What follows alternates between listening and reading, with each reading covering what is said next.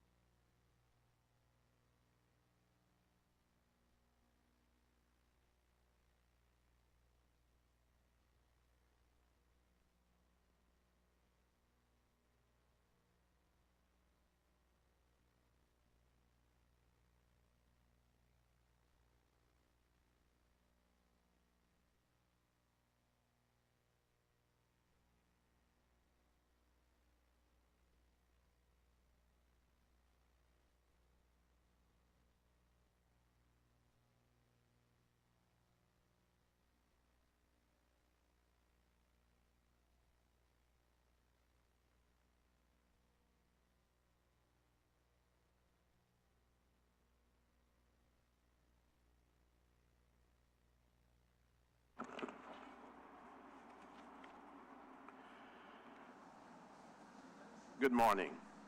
I was waiting for Council Member Harris to join us because I know she celebrates with me as we celebrate the lifeguards who do such a great job that doesn't get recognized. People complain sometimes that, oh, what are you doing? Why don't you have lifeguards just available every place you go and every pool being open? Well, it's because it's a difficult job, and it requires a lot of patience. It requires a lot of training. It certainly requires a lot of endurance. So I'm bringing you all here before the council today to celebrate what happened at Stallings Gentilly, but also just to say to you all that we appreciate the work that you do. It doesn't get recognized because many times it only gets recognized when there's an incident such as took place just recently. But I want you all to know that I see you, Councilmember Harris sees you, and the public sees you.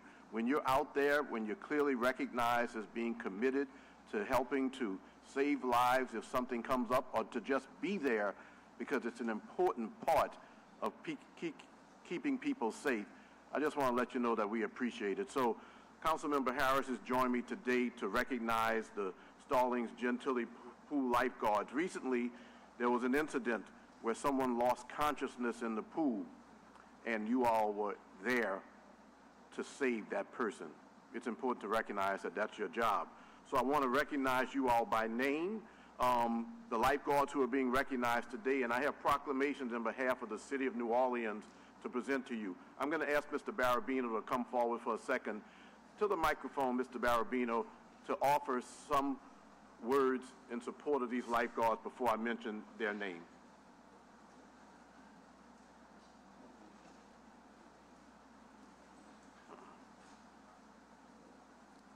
Mr. B.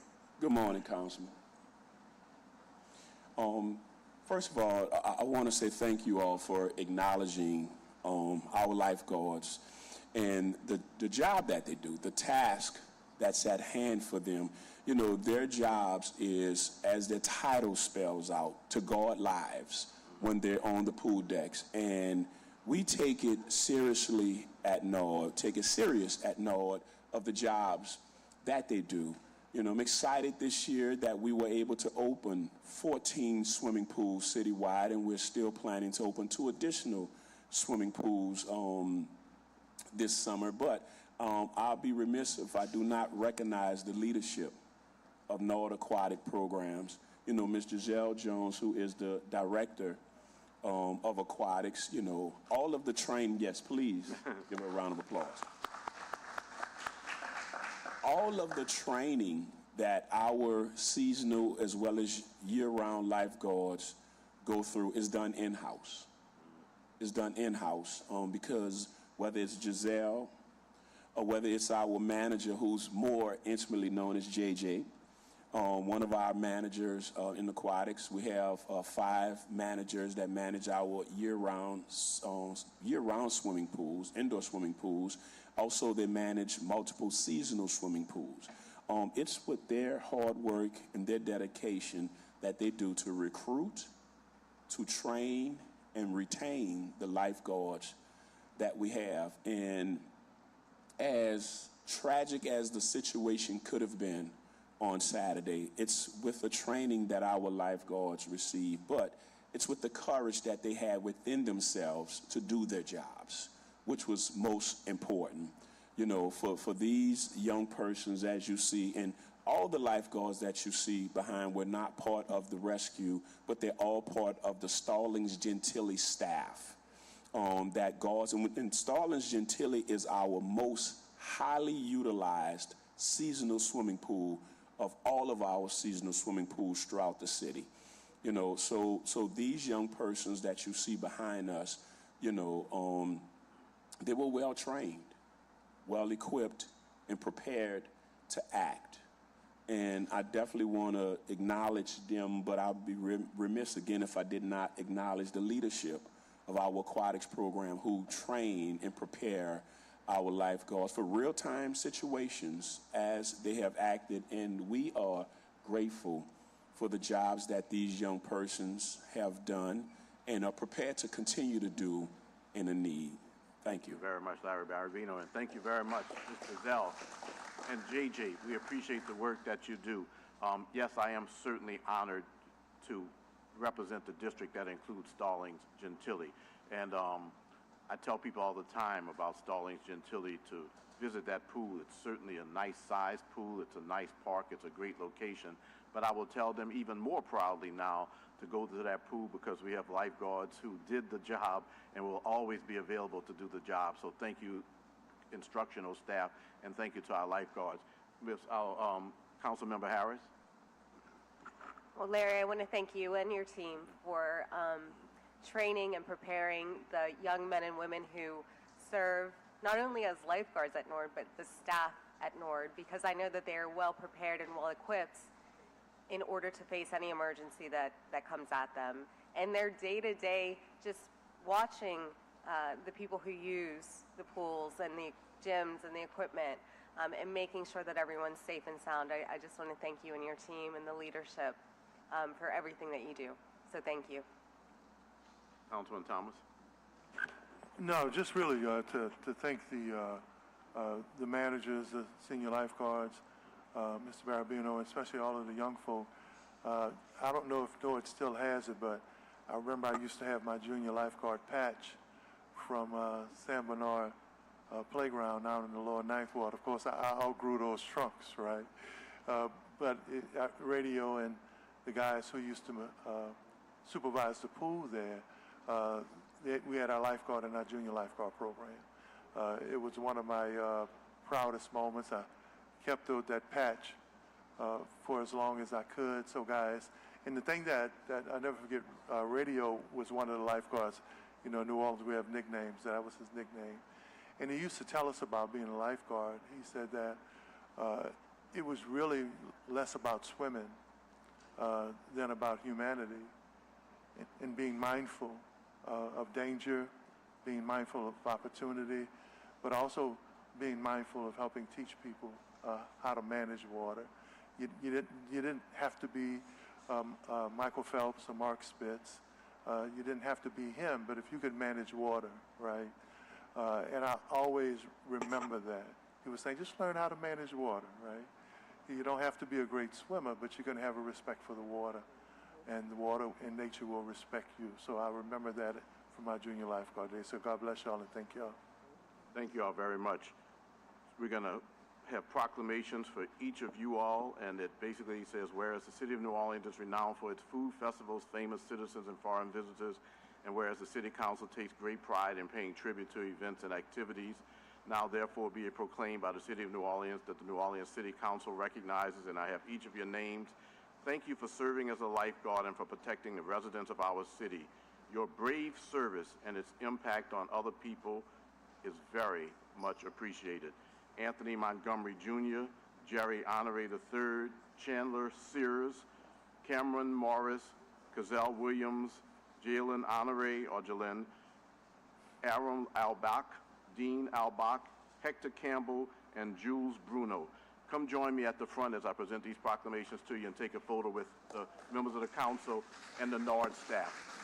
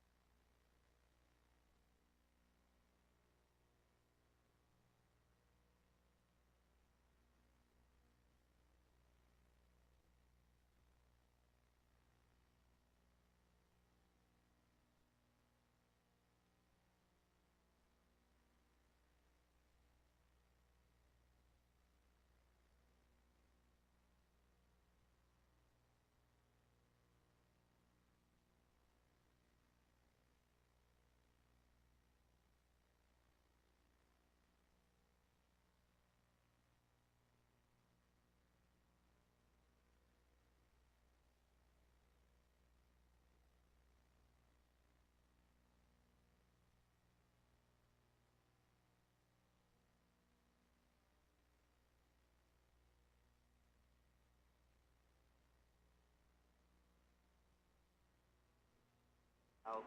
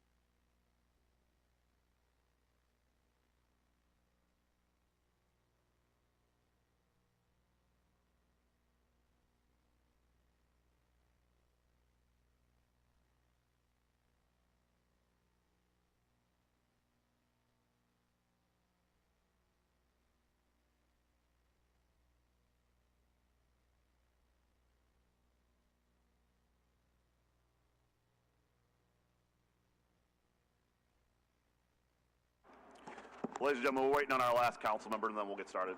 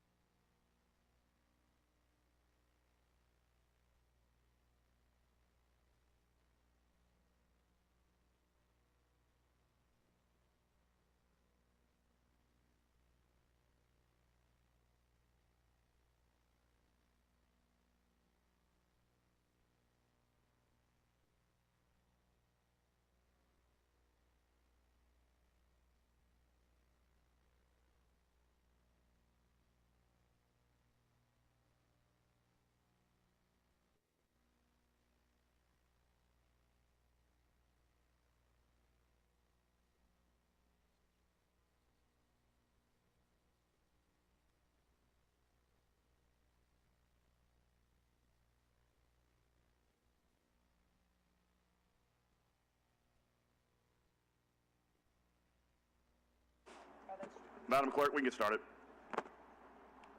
Roll call. Council President Moreau. Here. Vice President Moreno. Present. Councilmember Jeruso. Councilmember Harris. Councilmember King. Councilmember Green. Councilmember Thomas. We have 6 members. We have a quorum.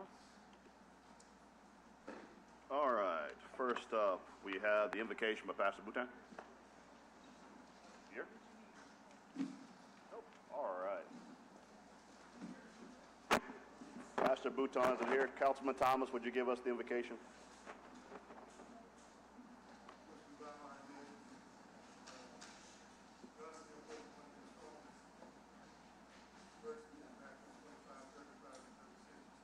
Fed me, thirsty you gave me drink, stranger you invited me in, sick and infirm and in prison you visited me.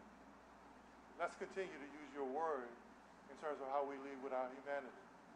Not our politics, not our money, and not our influence. Let's remember that the greatest gift that you gave us, God, is the gift that we can share with others. Let's continue to do this in your name as a legislative body, as an administrative body, and as a community. God, continue to gift us not only with your word, but continue to gift us with your way. In Jesus' name, amen. I will lead in the Pledge of Allegiance. I pledge allegiance.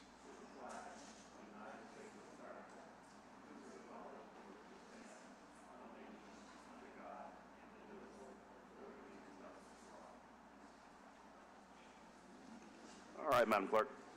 We have approval of on page 2, we have approval of the minutes for meeting of June 12, 2025 and June 26, 2025. I will move to adopt. Can I get a second? Second by Council Vice President Moreno. All in favor? 7 yeas, no nays. The minutes are approved. 6 yeas. We have consent agenda. We have a communication from Aaron Spears. This may be received. We have a communication from Nicole B. Weber. This may be received. Item 3, we have a communication from Ann E. Kirkpatrick. This may be received. Item 4, we have a communication from Kalita Lloyd. This may be received. We have a communication from Amy B. Trepanier. This may be received. We have a communication from William T. Samron. This may be received and referred to the Community Development Committee. We have a communication from Byron S. Minor. This may be received. We have a communication from Laura Tugel. This may be received. We have a communication from Leslie E. St. Julian, 2510949 Demo, 2027 6th Street, 2025, Council District B. This may be received. Hearing date 7/24/25. We have a communication from Latoya Cantrell. This may be received. Hearing date set for 7/10 for reconsideration of calendar number 35,135, ordinance number 30,380 MCS. We have a report of Robert D. Rivers. This may be received. Hearing date 7/24/25. We have a report of Robert D. Rivers. This may be received. Hearing date 7/24/25. We have a report of Brian Laparole. This may be received. We have a report of Leanne Crowley. This may be received. We have a report of Romy S. Samuel. This may be received. We have a report of LaKenya Collins. This may be received. We have a report of Jesse Evans Jr. This may be received. We have ordinance calendar 35,143 by council members Jeruso, Moreno, Green, and Thomas by request. Fiscal note was received, referred to Budget Committee, Budget Audit Board of Review Committee, recommended approval. We have ordinance calendar 35,144 by council members Jeruso, Moreno, Green, and Thomas by request. Fiscal note received, referred to Budget, Budget Audit Board of Review, recommended approval. We have ordinance calendar 35,145 by council members Jeruso, Moreno, Green, and Thomas by request. Fiscal note received, referred to Budget, Budget Audit Board of Review Committee, recommended approval. We have motion line over M25-185, Budget Audit Board of Review, recommended approval. We have motion line over M25-188, by council members Jeruso, Moreno, Morel, Green, and Thomas. Budget Audit Board of Review Committee, recommended approval. We have motion line over M25-237 by council members Jeruso, Moreno, Morel, Green, and Thomas. Budget Audit Board of Review Committee, recommended approval. We have motion line over M25-347 by council members Jeruso, Moreno, Morel, Green, and Thomas. Budget Audit Board of Review Committee, recommended approval. We have motion line over M25-348 by council members Jeruso, Moreno, Morel, Green, and Thomas. Budget Audit Board of Review, recommended approval. We have motion M25-367 by council members Jeruso, Green, and Thomas. Budget Audit Board of Review Committee, recommended approval. We have motion M25-368 by council members Jeruso, Green, and Thomas by request. Budget Audit Board of Review, recommended approval. We have motion M25-369 by council members Jeruso, Green, and Thomas by request. Budget Audit Board of Review, recommended approval. We have motion M25-370 by council members Morel, King, Jeruso, Green, and Harris by request. Governmental Affairs Committee, recommended approval. We have motion M25-376 by council member Green by request. Governmental Affairs, recommended approval. Motion M25-377 is being moved to the regular agenda to be considered at a later time in the meeting. We have motion M25-378 by council member Harris by request. Governmental Affairs Committee, recommended approval. This is all matters on consent. One moment, please. Did they?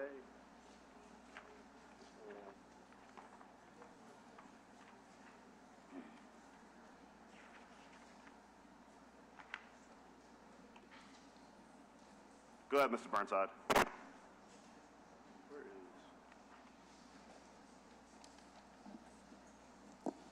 Michael Eric Burnside, 2215 Felicity. I'm here to speak on two agenda items, namely consent agenda item number 1 and consent agenda number 10, which I can't talk anymore, but that's part of the condition of my reality. So in regards to number 1, as everybody knows, I've been discussing this particular subject forever. The traffic light at Felicity and Magnolia is blinking red, and that's a good step forward. Unfortunately, the rotting AT&T utility pole is not removed. The reason for that is when the city moved the traffic lights from the old pole to the new, they did so in such a manner as the cable cannot be actually transferred from the old pole to the new pole. Therefore, at some point, it would be nice if the city chose to move its traffic lights in such a manner, even temporarily, as to allow for the movement of the cable, thereby allowing, of course, for the pole to be removed, which was the whole original intent of this since 2018, which is like 7 years ago. In regards to communication number 10, I have, I believe, read the letter. A friend of mine sent it to me via email. I'm not 100% sure it was the correct letter, but if it was, I want to thank the mayor for writing it, and I want to thank the council for receiving it. It is an important public document, and I would suggest that everybody interested in either the money of the city or the redevelopment of its downtown read it. Thank you very much. Thank you, Mr. Burnside. With that, I will move to adopt the consent agenda. Seconded by Green. Please vote your machines. 6 yeas, no nays. The consent agenda is adopted. First up, we have the veto override procedure. Madam Clerk. Let me read this one. At the top of page 23, item 16, for reconsideration by reason of the mayor's veto ordinance number 30,380 MCS as amended, ordinance calendar number 35,135 by council members Jeruso, Morel, Moreno, Harris, King, Green, and Thomas, and ordinance to amend and reordain ordinance number 30,141 MCS entitled an ordinance providing a capital budget for the year 2025 to effect the following change to the 2025 capital budget: to appropriate unencumbered bond funds to Tulane University for charity hospital redevelopment efforts in addition to capital expenditures consistent with the Tulane downtown plans and otherwise to provide respects thereto. Vote on the question. Shall the ordinance pass? The objection of the mayor notwithstanding, green vote overrules, red vote sustains.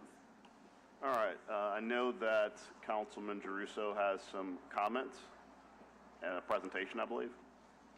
Yeah, I was planning on going last, though. Okay. So if anybody else wants to go ahead of me, that's fine. And also, I mean, I see people from the administration here. I'm not sure if they have a presentation either. Well, I will give this, because I do want to say, I do believe that the final word definitely should be Councilman Jeruso's, as he has been the central figure in doing this entire negotiation. I know that we've all been on board as a council with doing the Wisner litigation, going through that entire process. We are all have been on the record in support of the redevelopment of Charity Hospital. So why don't we do this? I'm just going to go down the line with everyone with Mr. Jeruso and ask if they want comment. And then at the end, we'll let Mr. Jeruso do his presentation and be the final comment, because that is the right he has earned, being in the middle of this since even before many of us were on the council. So why don't we start from right to left? Councilman Thomas, since Mr. Jeruso's on the far end. This is really kind of simple and elementary. All the lawyers agree it's a settlement, not a judgment. Period. Members of the council, I just look forward to especially Councilman Jeruso's presentation. It's going to be fact-based. It's going to point out important issues. And I do want to take an opportunity to thank him for the work that he has been doing on this very difficult issue, something that we've been dealing with, not just in this particular instance involving Tulane, but involving this entire Wisner Fund issue. Thank you. Thank you. I have a couple of comments. The first, obviously, is I am tremendously disappointed that we have to be here today yet again having these kind of public battles, or something that is pretty normal and sane, which is that this settlement is part of a larger process where the city is seeking to obtain full control over the Wisner Trust. I want to highlight something that is profoundly disturbing and should be profoundly disturbing for this entire council. We received a legal opinion from the law department yesterday seeking to undermine the ordinance itself and challenge its legality. Now, the reason why I want to highlight this is two reasons. One, That memorandum was not solicited by the New Orleans City Council. It appeared in our mailboxes telling us why this ordinance suddenly was bad. I'm going to tell you why that should bother all of us. This ordinance was introduced on, Mr. Druso, June 12th? June 12th. Introduced on June 12th, went to committee, went to council vote. The appropriate time for the city attorney to opine in their role as an advisor to the council over concerns over an ordinance is during the time in which it's being considered. What is tremendously problematic is that in the Wisner litigation, the city attorney's office is representing the mayor of the city of New Orleans and also on the other side of the V. So they are the mayor's lawyer in the Wisner litigation, sending us an attempt in a privileged communication to undermine an ordinance that has already been passed by the city council triggers tremendous ethics concern to me as a lawyer. That would be the same as opposing counsel sending us their opinion on why their client's position is the superior position. I am extremely troubled by this because, like I said, if you're our lawyer and we want your advice, we ask for it. We did not ask for your opinion. But to send it to us in an attempt to undermine this vote today is very, very troubling because if your position is legitimate, you could have sent it on the 12th. You could have sent it before we considered it in budget committee. You could have sent it before we voted. But to send it after the mayor's veto, there are 4 lawyers on this council. We get what's going on. There will be an item under consideration today, a charter amendment to restructure how the city attorney's office operates. The city attorney is the city's attorney, not the mayor's attorney. And we need to clarify this department going forward represents the city in its interest and not the mayor or the council. So today, this behavior that we saw last night that really tremendously troubles me, we're going to end that. Because what you should care about is the city attorney's office paid for by your tax dollars. Their only responsibility should be to you, not to any politicians up here. Thank you. I'll be brief in my comments. I'll just say this. I mean, whether it's this item or another item that we're going to be dealing with today, I just don't understand why things that seem so common sense and good for the people of the city end up having to be so hard. And it's just been really disappointing and frustrating that as we're working toward different initiatives that are no-brainers as to how to provide better services or how to come up with a good deal for Wisner, and all of a sudden, you know, these items are getting blocked by the mayor and some members of our team. And I'll say, really, it's the mayor and some members of her team, because I can't even say that it's the full administration, because we do have some members of the administration who are very much in support of making sure that the Wisner deal goes down and goes down right so that it best benefits the people. And I know we're not talking about the sanitation contract right now, but when we do, it's the same issue there. So once again, this is about things not having to be this hard. It's common sense on what's actually best for the public and the people of the city. And unfortunately, this level of obstruction every step of the way is not productive. And we've been saying this over and over again. Everything doesn't have to be like this level of fight. But I don't understand why we're having this level of opposition when it is so clear that what we're trying to do here is really what's best for the public. I want to thank Councilmember Giarrusso for his hard work and leadership on this matter, and this council will do the right thing moving forward with as it relates to the Wisner grant, with the Wisner funds. Thank you. Well, following up on Council President Morell's commentary about the use of the law department to undermine a unanimous vote by the city council, I do have a question because I see the attorney who prepared it. If you could come on up.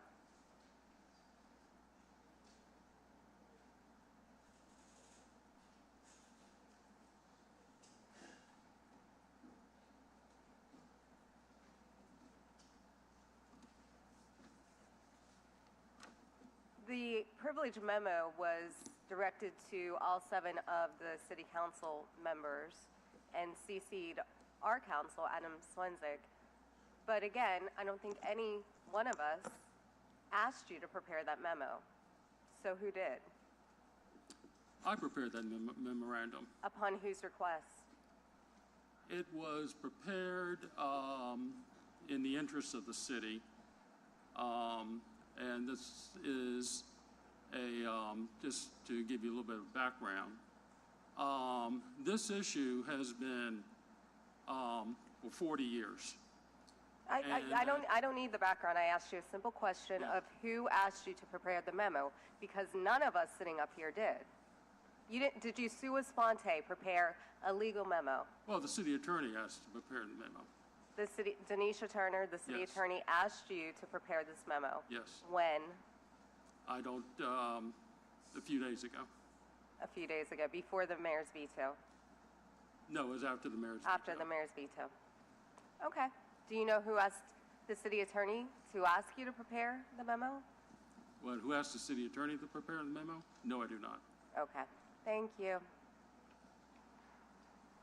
You're excused. I'm going to get to the one public comment card before I go. Mr. Burnside. Good morning, sir.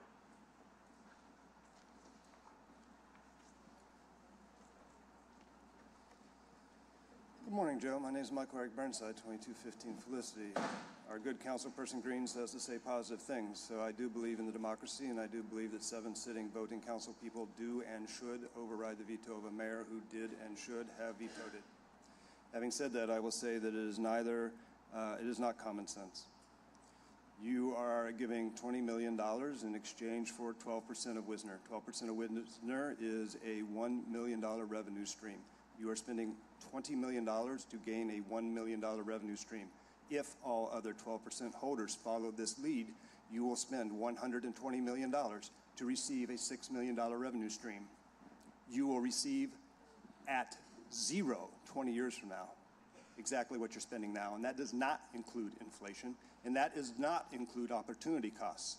If you chose to put that $20 million into the stock market, you could easily double the income stream from Wisner lands. Wisner lands are a bad economic reality. So the idea that it's common sense to do this is not one I agree with. Further, facts matter. So too do numbers. Numbers tell us that if we get $20 million in exchange for 12%, we will get $6 million in exchange for the 12% shares outstanding and not owned by the city. This $6 million revenue stream does not cover the $120 million that you will spend to gather this revenue stream. This is about Charity Hospital. Charity Hospital does not, to my current understanding, have any actual Tulane money invested in it. This is money put in place of Tulane money. Thank you very much for your time. All right. Thank you. I know I'm going to be longer than everybody else, but I think it's important to set the table for this. Let's just start with the history of Charity Hospital itself. Charity Hospital has been empty and neglected since Hurricane Katrina nearly 20 years ago. In fact, members and members of the public, I would argue it's one of the last visible signs of the lack of recovery that we've had since Hurricane Katrina. We have a problem. We can allow it to continue to rot, or we can try and find a solution that up until July 7th, everybody agreed upon. Let's remember that the city collectively has been focused on developing this area as a medical corridor, with revitalization of the Bio District, LSU Health down the street, and Ochsner Xavier Medical School on Poydras. This is not about favoring a single actor. This is about the economic health and development of a biomedical district that is sorely lacking in the city right now. The council has worked towards charity redevelopment for years, and all we're trying to do, as Councilmember Moreno said, is use good common sense. This project will be a mix of housing, of retail, medical operations, bringing jobs to the shell of a building. The council has already appropriated $10 million for the housing. So we're already into this project because we understand its global importance for the city of New Orleans. I would argue, members, economic development, particularly for a sick building and an underutilized corridor, is quality of life. Working on charity is not a new priority, and unfortunately, as you all know, nobody gets out of here without a PowerPoint. So we will talk about how we got here somewhat chronologically. Leanne, if you don't mind, this is the beginning slide of the administration's presentation to the Budget Committee on March 20th, 2025. I say that because I want everybody to understand this is not a document that the New Orleans City Council prepared. This is a document prepared by the mayor, her administration, shown to the council and to the public. What do the slides say about economic development? Using the best city technology that we have, we highlighted the relevant portion, and it says projects on economic development project list. These are the important words. Include priorities that have been previously identified by both the city council and administration. What are those priorities? Next slide. I know it's hard to see, but the one that's highlighted is Charity Hospital. Ladies and gentlemen, this is not our slide. This is not a slide that was created by a member of the public. The mayor and her administration agreed that this property needs to be redeveloped. In May, before the council approved the settlement, Tulane met with Mayor Cantrell to discuss the settlement before it was announced. It is our understanding that the mayor approved the material terms of that settlement. And moreover, we relied on what happened next. As Councilmember Morell pointed out, at the June 26th council meeting where we ultimately approved the ordinance funding the money, we invited the law department as well as the mayor's Wisner representative to attend. Neither one of them or anybody else from the administration said a word at that point about this no longer being a priority or being an impropriety. All council members unanimously sponsored the ordinance and funded it. Just a few days later, on July 1, the administration again appeared at the Budget Committee. Here is again their presentation, not ours, the one belonging to the mayor and the administration, and this is the beginning of the slideshow. And what is one of the projects that the administration is telling the public that it is asking to include in the bond proposition sale? You guessed it, it is Charity Hospital once again. On this same day, the mayor's Wisner appointee voted to transfer the city's interest of Wisner to the city. Tulane's interest of Wisner to the city. And Mr. Burnside, I hate to tell you you're wrong, but you're wrong. The trust itself has a value beyond the revenue, and if the trust is valued somewhere between $70 and $130 million, 12.5% of that is a lot of money, and we have a survey out to see what it costs. So you got to look at the whole thing, not just the revenue side of it. Everybody relied on charity going forward from March, April, May, June, July, until the mayor, out of nowhere, vetoed this. It is self-evident that this council has not acted in a manner usurping the mayor's authority. The mayor knew what was happening. The mayor was informed at every stage. The mayor had people acting on her behalf, and the mayor herself approved this project publicly on March 26 and on July 1. Moreover, the council is always the appropriating body, and we can make decisions when it comes to the fisc. I think what's frustrating all of us is, and Councilmember Moreno alluded to this was supposed to be an act in unison. What we don't understand is why the administration suddenly wants to change its course. Why would the administration want to kill a deal it supported and help the city solve two problems, both the Wisner litigation and needed economic development? That just doesn't make good sense. I'd also like to briefly discuss the mayor's veto statement, which is materially wrong on a number of fronts. I'd like to address the procedural issue first, which is the administration vetoed the ordinance on July 7th. The date to properly veto was July 6th. So our view is they missed the deadline. But because this can be a contention, a point, given that is Sunday a legal holiday, let's address the merits of all of this and leave procedure aside. First of all, settlements are not gratuitous donations. The mayor claims that what the council is doing is a gratuity. For the non-lawyers there, gratuitous means Tulane would receive something of value, the city getting nothing in return. That's false. In this case, $20 million is for redeveloping Charity Hospital, an economic development project everyone has agreed to. What does the council receive then? First, we stop litigating with Tulane.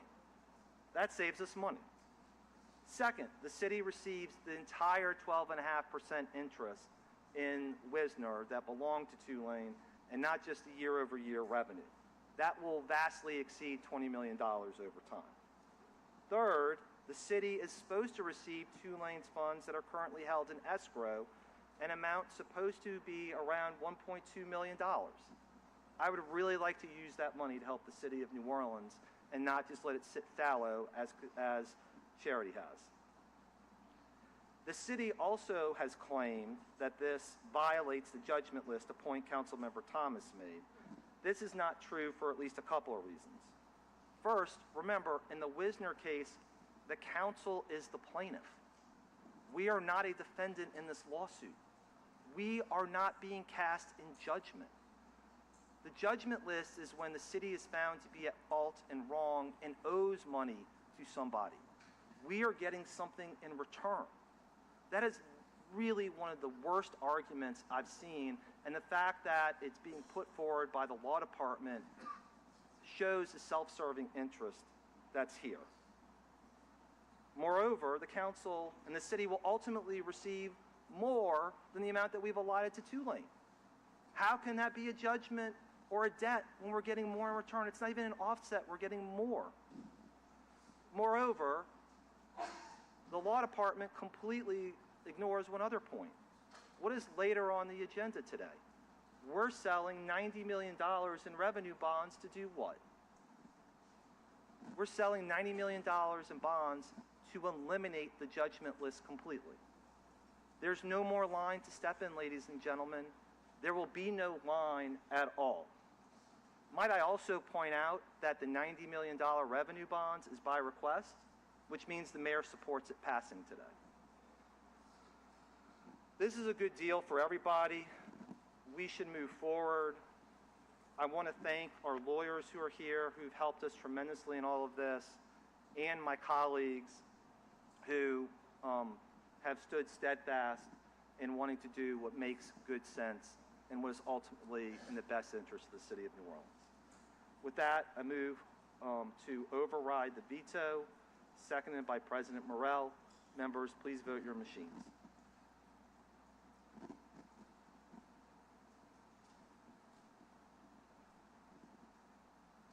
Seven yeas, no nays. The mayor's veto is unanimously overruled. Thank you, members. Next up, we have an item that we are seeking to add to the agenda on a motion of Councilmember King.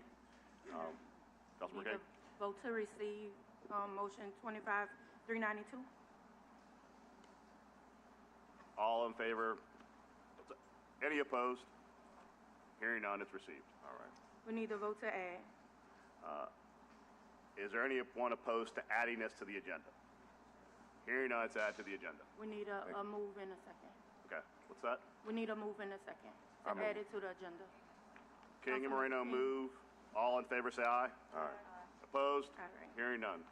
We have motion M25-392 by Councilmember King, terminating the mayoral proclamation of emergency number 2025-06628 pursuant to LA Revised Statute 29727D2. The council finds the proclamation to be an abuse of the mayor's emergency powers since the disaster, results directly from the mayor unilateral canceling an existing low-bid emergency contract providing for sanitation services through December 2025 and pursuant to LA Revised Statute 29727D2 for the period beginning on the date of this motion and continuing until December 22nd, 2025, the mayor shall issue no other declaration of emergency or disaster relative to the absence of a sanitation vendor in Service Area 5. Councilmember King. Thank you, Madam Clerk. Do we have any online comments? Any public comments?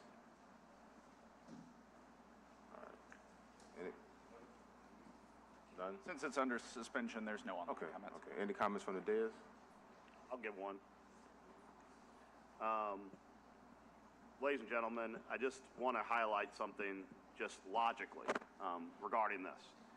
As you know, we had the council refused to sign the original Henry Consulting contract. The Henry Consulting sued the council. The reason why the first emergency was declared was because with the litigation pending, there was no trash contractor for that area, and hence IV Waste was hired.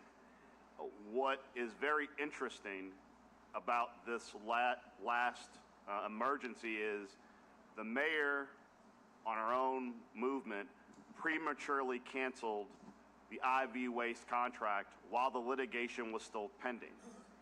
In the period after she terminated, a group of residents then sued the mayor over the Henry Consulting contract. Now, what I want to tell you is we had an emergency the first time because there was one lawsuit. Now there's two lawsuits.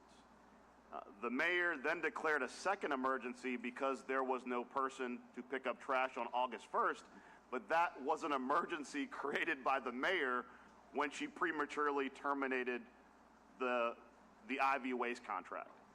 I think it's very important for us, when there is a legitimate emergency, this council, over the course of the last 4 years, has never done this before. Because when there is a legitimate emergency, we should be lockstep with a mayor in making sure that things are addressed. And when there was the question or possibility, due to the legal standing, that there might not be trash pickup, we agreed that was an emergency, and there is a trash contractor currently picking up that trash. The precedent that would be set today, if we allowed this to stand, is that mayors could manufacture emergencies to create contracts.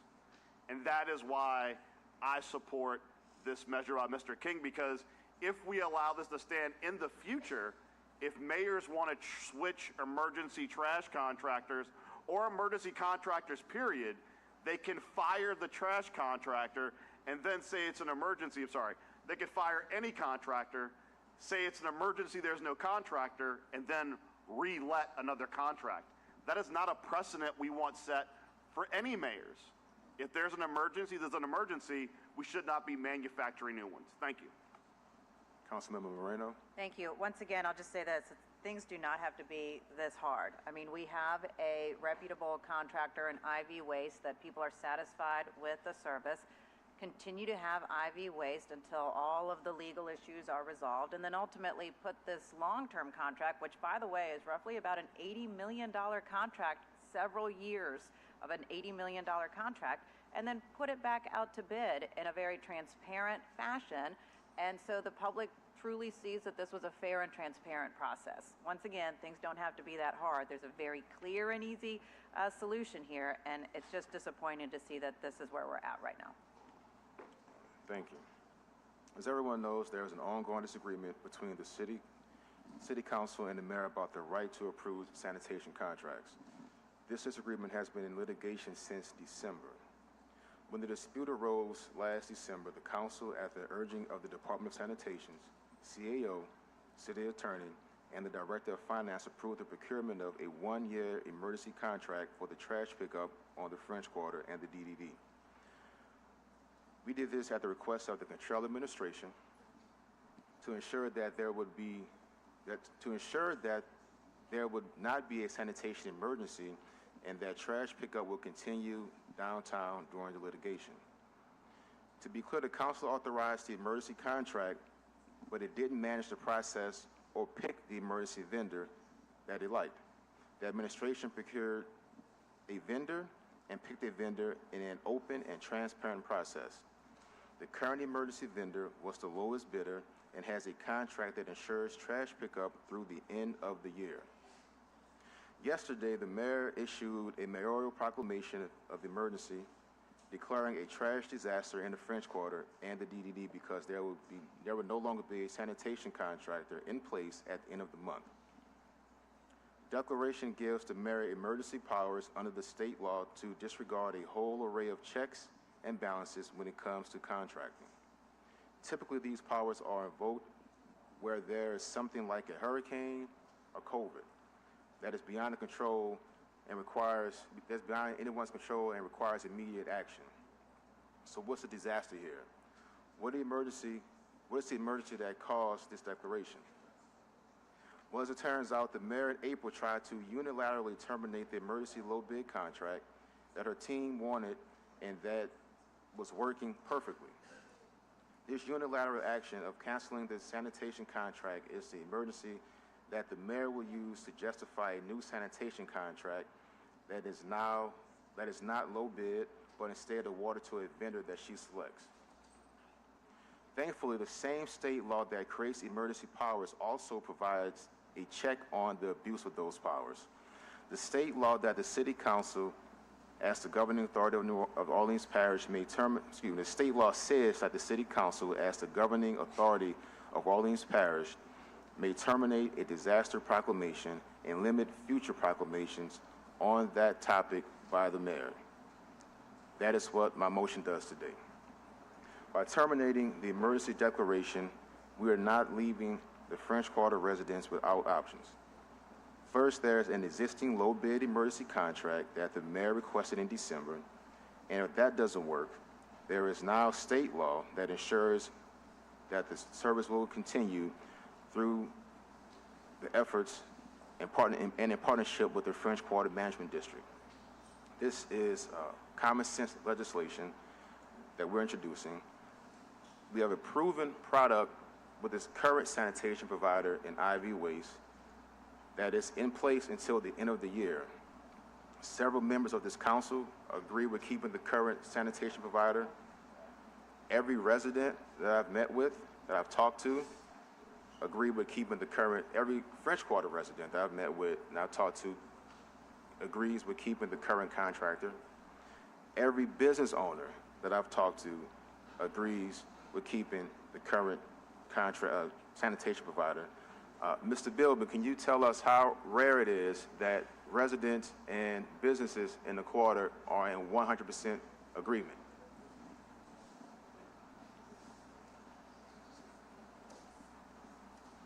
Actually, thank you. I'd be happy to. My name is Glade Bilby. I'm a commissioner of French Quarter Management District. And more importantly, I've been a resident of the French Quarter for 45 years. Rarely have I seen so many people in favor of common sense in this particular case. Often, over the years, the residents and the businesses are not on the same page. We have been on the same page 100% in this situation.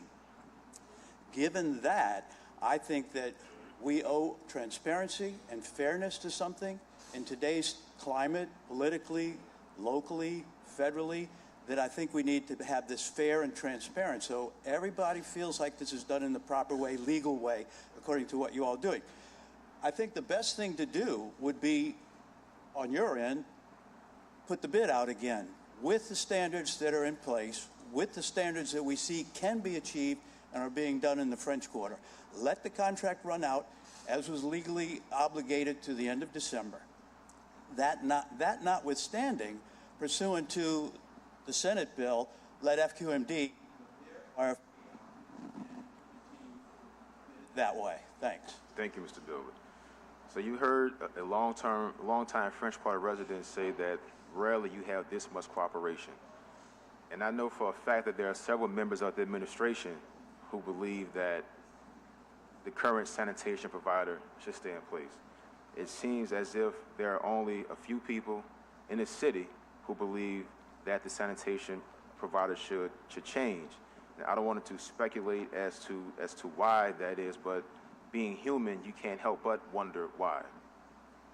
So I'm going to move to terminate the mayor's emergency contract. Do I have a second? Second by Councilmember Moreno. Okay, I'm sorry, I didn't see that. I do have a comment card here. So before we do the vote, because it's been properly seconded and moved, we're going to have a comment from Mr. Frank Skurlock and comments from Councilmember Thomas and Councilmember Giarrusso.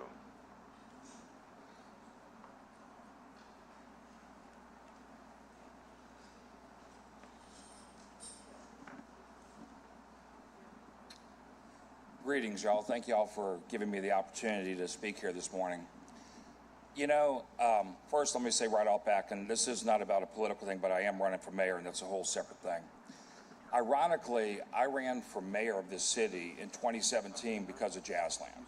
That's all I wanted to do, was build a theme park. That's my family's business. It's what we did.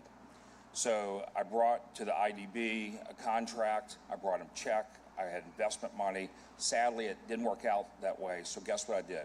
I ran for mayor then. I find it very ironic today that I also happen to have property myself in the French Quarter. Our headquarters is on North Rampart. I see Sydney's trucks out there every day, 4 o'clock in the morning, cleaning, doing the most incredible job.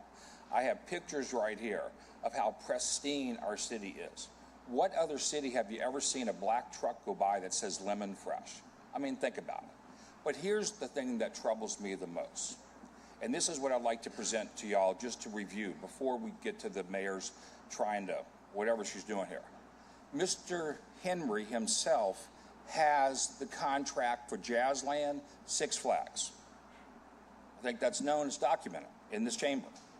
So that project has been sitting dead since 2005, going to be 20 years this year. So before any contract is terminated with Sydney or whoever, they need to go inspect Mr. Henry's work. Because when I go out there, that's the biggest dump in town. And if you recall, when they started to clean it up, they hired people that weren't even licensed. They hired people that weren't capable of doing it. So before we move forward and remove somebody, let's inspect the new person of what's coming in. It's real simple. Before you take somebody out, inspect what they can do. Check the credentials on both sides. And I thank you very much. Thank you, Mr. Skurlock. I just want to make one quick clarification. This motion presented would not cancel the contract. It would cancel the emergency proclamation. Councilmember Thomas.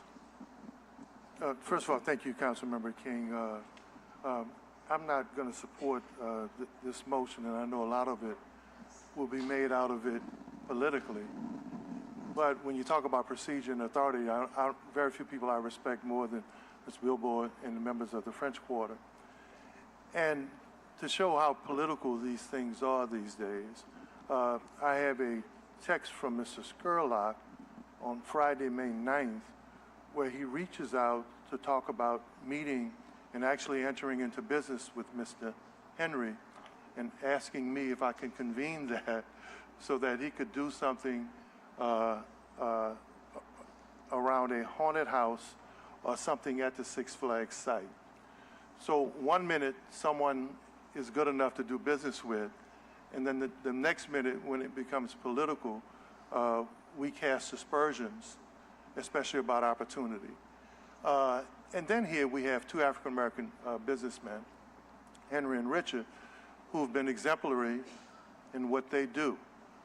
Now, I understand that, but at some point you have to stand on principle as well as encroachment on executive authority. Some folk will try to make this nefarious.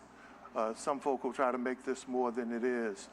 But the one thing about me, I don't mind being the only vote if it's on my principle. Thank you.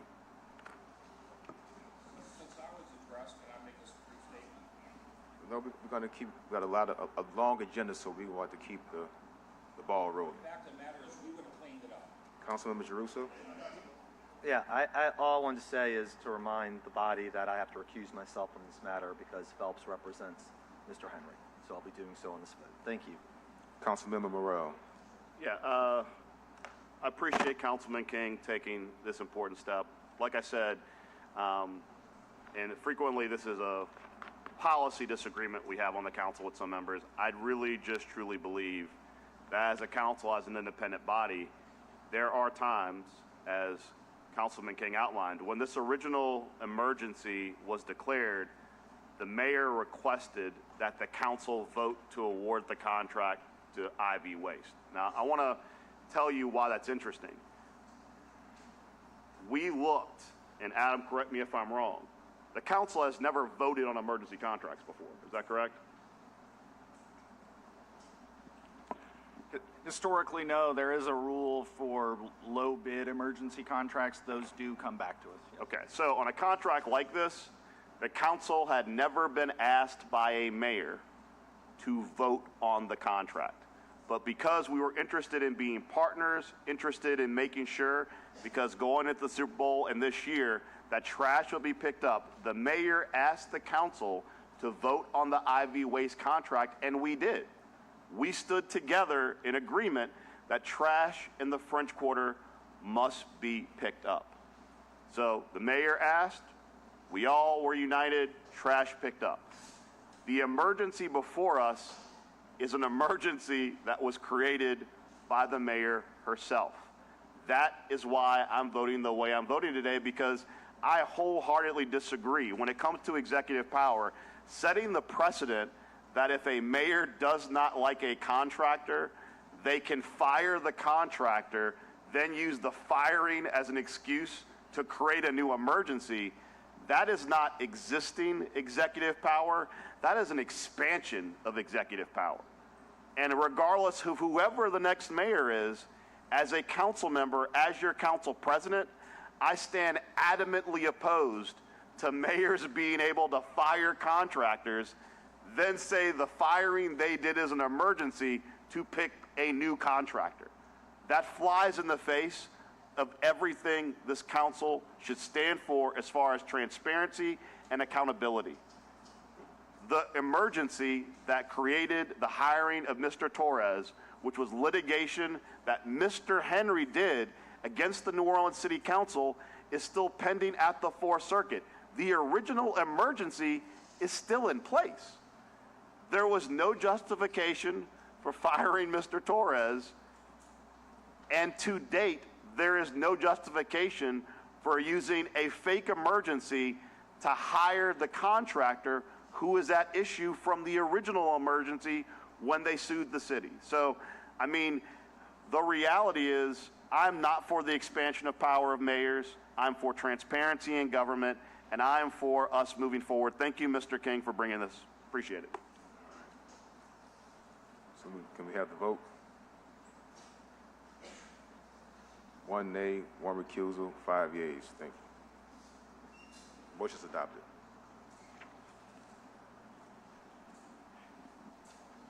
We have a communication that we need to receive and add to the agenda.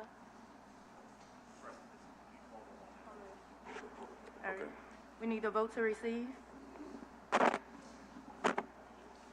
Moved by Harris, second by Moreno. We need a vote to add. I'll move. Second by Council Vice President Moreno. All in favor say aye. Aye. 6 yeas, no nays. It's added. All right, we have a communication from Bob Ellis, a withdrawal of the commercial short-term rental interim zoning district for property located at 1201 Canal Street. We have to vote to receive a motion under suspension, motion M25-393 by Councilmember King. We need a vote to receive this motion. King moves, I second. All in favor say aye. Aye. 6 yeas, no nays. It's received. We need a vote to add. Moved by King, seconded by myself. All in favor say aye. Aye. 6 yeas, no nays. It's added to the agenda. We have motion M25-393 by Councilmember King, receiving and accepting the request of 1201 Canal Street Apartments, LLC, to withdraw its appeal for a commercial short-term rental interim zoning district to allow the property located at 1201 Canal Street to have 25% of the units on site or 58 units as commercial short-term rentals, and motion number M25-326 is hereby rescinded, and the granting of the appeal is effectuated thereby shall be of no legal effect. All right, thank you, Madam Clerk. Do we have any comments, public comments for this one? Any online comments? Councilmember. Okay, I don't have the cards. Have we called the item number 52 on the agenda as well as these two items under suspension? Yeah, let me read in item 52, and then we could take the cards for it and vote on it. At the bottom of page 36, we have item 52, motion M25-389 by Council Members King, Morrell, Moreno, Harris, Green, and Thomas, directing the Department of Safety and Permits to take notice of the list below should the owner of the property located at municipal address 1201 Canal Street apply for commercial short-term rental properties at that address. 1, the owner agent made the following representation in seeking an appeal of an IZD, continuing the previous commercial use of the property, resulting in no decrease of the long-term housing. 2, City Code Section 26-624D authorizes the Department of Safety and Permits to cancel and rescind a permit for a short-term rental whenever a permit so issued is in error, was issued on a basis of inaccurate or misleading information, and contravenes this article of the Comprehensive Zoning Ordinance. 3, long-term tenants of the unit, which are the subject of the IZD appeal, have been displaced through the notice to vacate, result in a decrease of long-term housing. 4, permits should not be issued on the basis of inaccurate or misleading information, and should any such license be issued, it should be canceled or rescinded. Thank you. Thank you, Madam Clerk. First, we have Mr. Gary Keene, K-E-E.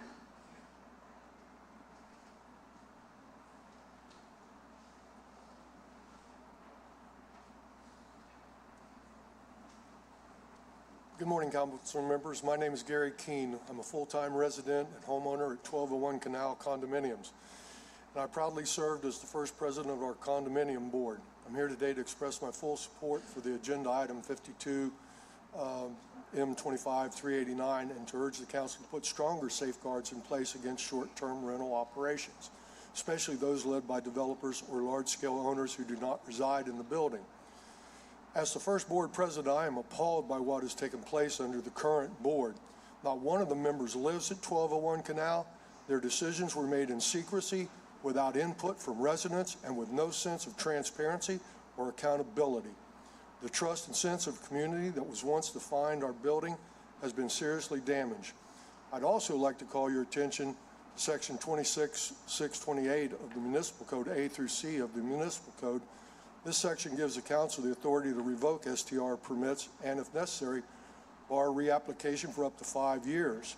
It was written to prevent abuse and protect neighborhoods and residents from harm. In this situation, I think these enhanced penalties are more than warranted. Thank you all. Ms. Kim King. Ms. Kim King.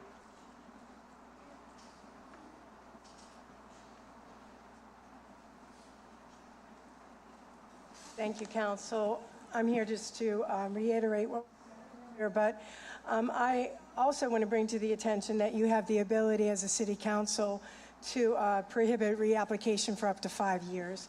It is kind of ironic to me that today at 7 a.m., Councilman King said he had not received the withdrawal, but then we got it prior to the meeting. I think this isn't just another example of how they do things in secrecy, and we're not sure we trusted them. The trust is gone, and I really think they secured the approval under not the reality of the building. They did it in secrecy, they lied to the board, and I think they might have misrepresented to the council, as you guys stated. So given these facts, I urge you to consider revoking the permits, which they volunteered, but enforcing the 5-year ban at 1201. Thank you very much for this consideration. Ms. Michelle Calvo.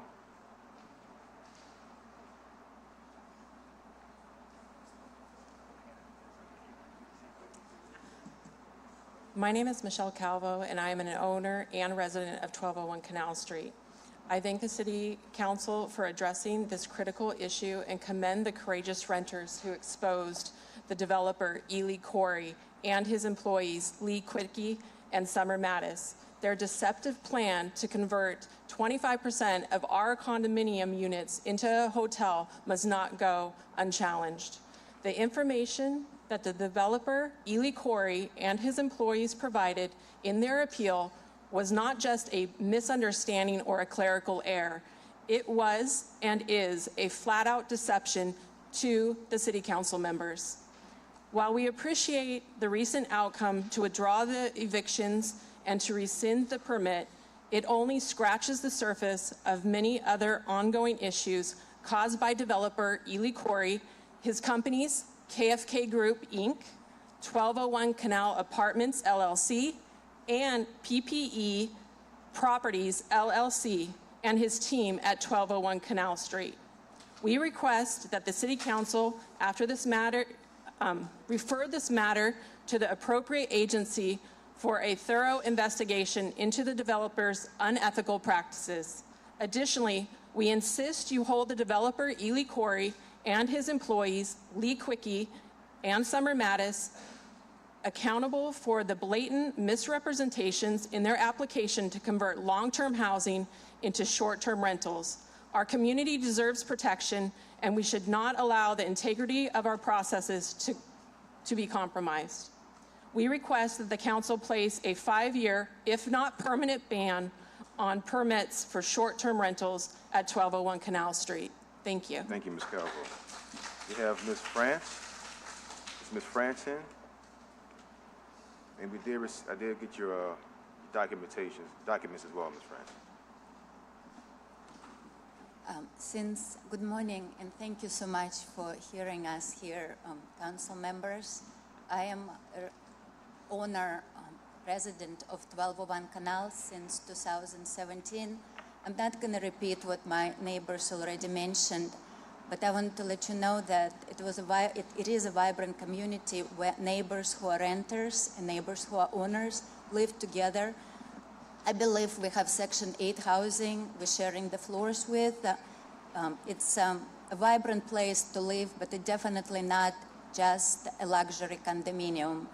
I'm bewildered, upset, mad about what had happened and the eviction notices that my friends and neighbors received for the purpose of turning the long-term housing into short-term rentals, and there also permit been filed for bed and breakfast. So there are both. I shared with Council Member King my letter, which includes the illustration of what the proposed documents filed by the developer who were referred with my neighbors here would look like. And I took a marker and marked the areas which were proposed for short-term rentals. So my particular apartment on the second floor is surrounded on each side with a short-term rental proposal. The same thing on the third floor. So the 25% number in an application with developer filed is grossly misleading, because out of 32 units, 20 are scheduled to be a short-term rental or Airbnb. My floor is 72%, the floor above me 77%. I also want to mention that the signatures which went on the application. The mic automatically shuts off at 2 minutes, but thank you for your comments. We appreciate it.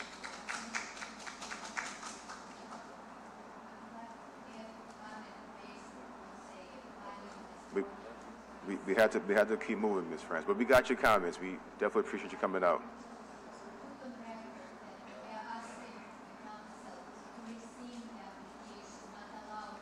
Yes, ma'am. Miss France, we got to keep moving.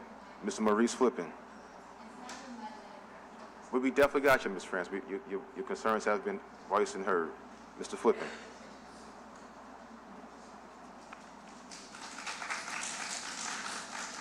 Good morning. I'll make it quick. I think I got somebody on the treadmill.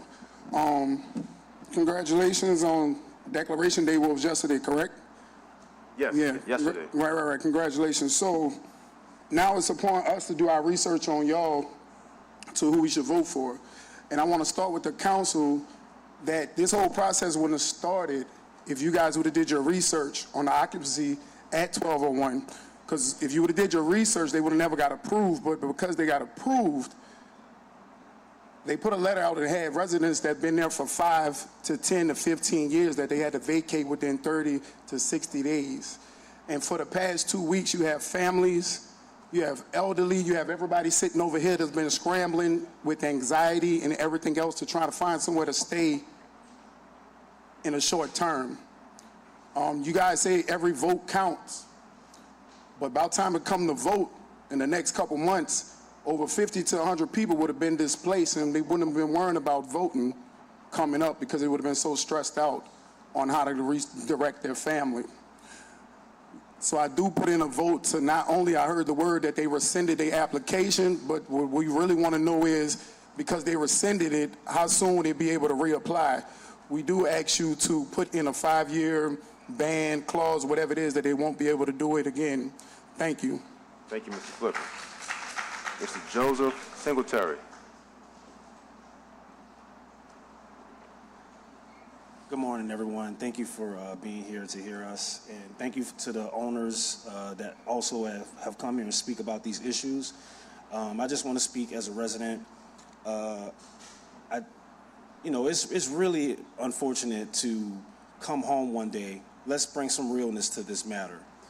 Everyone's working, everyone's here, right? You all go home after hearing these agendas and motions, and then you get a letter in the mail or under your door or in the wedge of your door saying, hey, you got to be out of here in 30 to 60 days because your mortgage company or whatever agreement that you signed, they decided at any given day, at any given time, we reserve the right to terminate your agreement with us. So I just wanted to bring some realness to that, because if you had to leave your house that you've been in for 30 years, 20 years, 10 years, 5 years, you will understand exactly how we feel and why we will take time from work or whatever else we have going on in life to come and stand on business concerning this matter. And I just wanted to bring some realness to that before y'all make your decision. And full support. I'm in full support of Motion 52, and I'm hoping that this is heard from the heart. So I appreciate it. Thank you. Thank you. Thank you, Mr. Singletary. Ms. Blossom.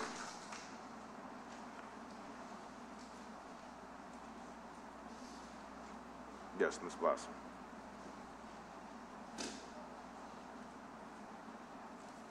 Monique Blossom, the Louisiana Fair Housing Action Center. For the benefit of the residents, I'm a housing advocate. I'm a director of policy and communications.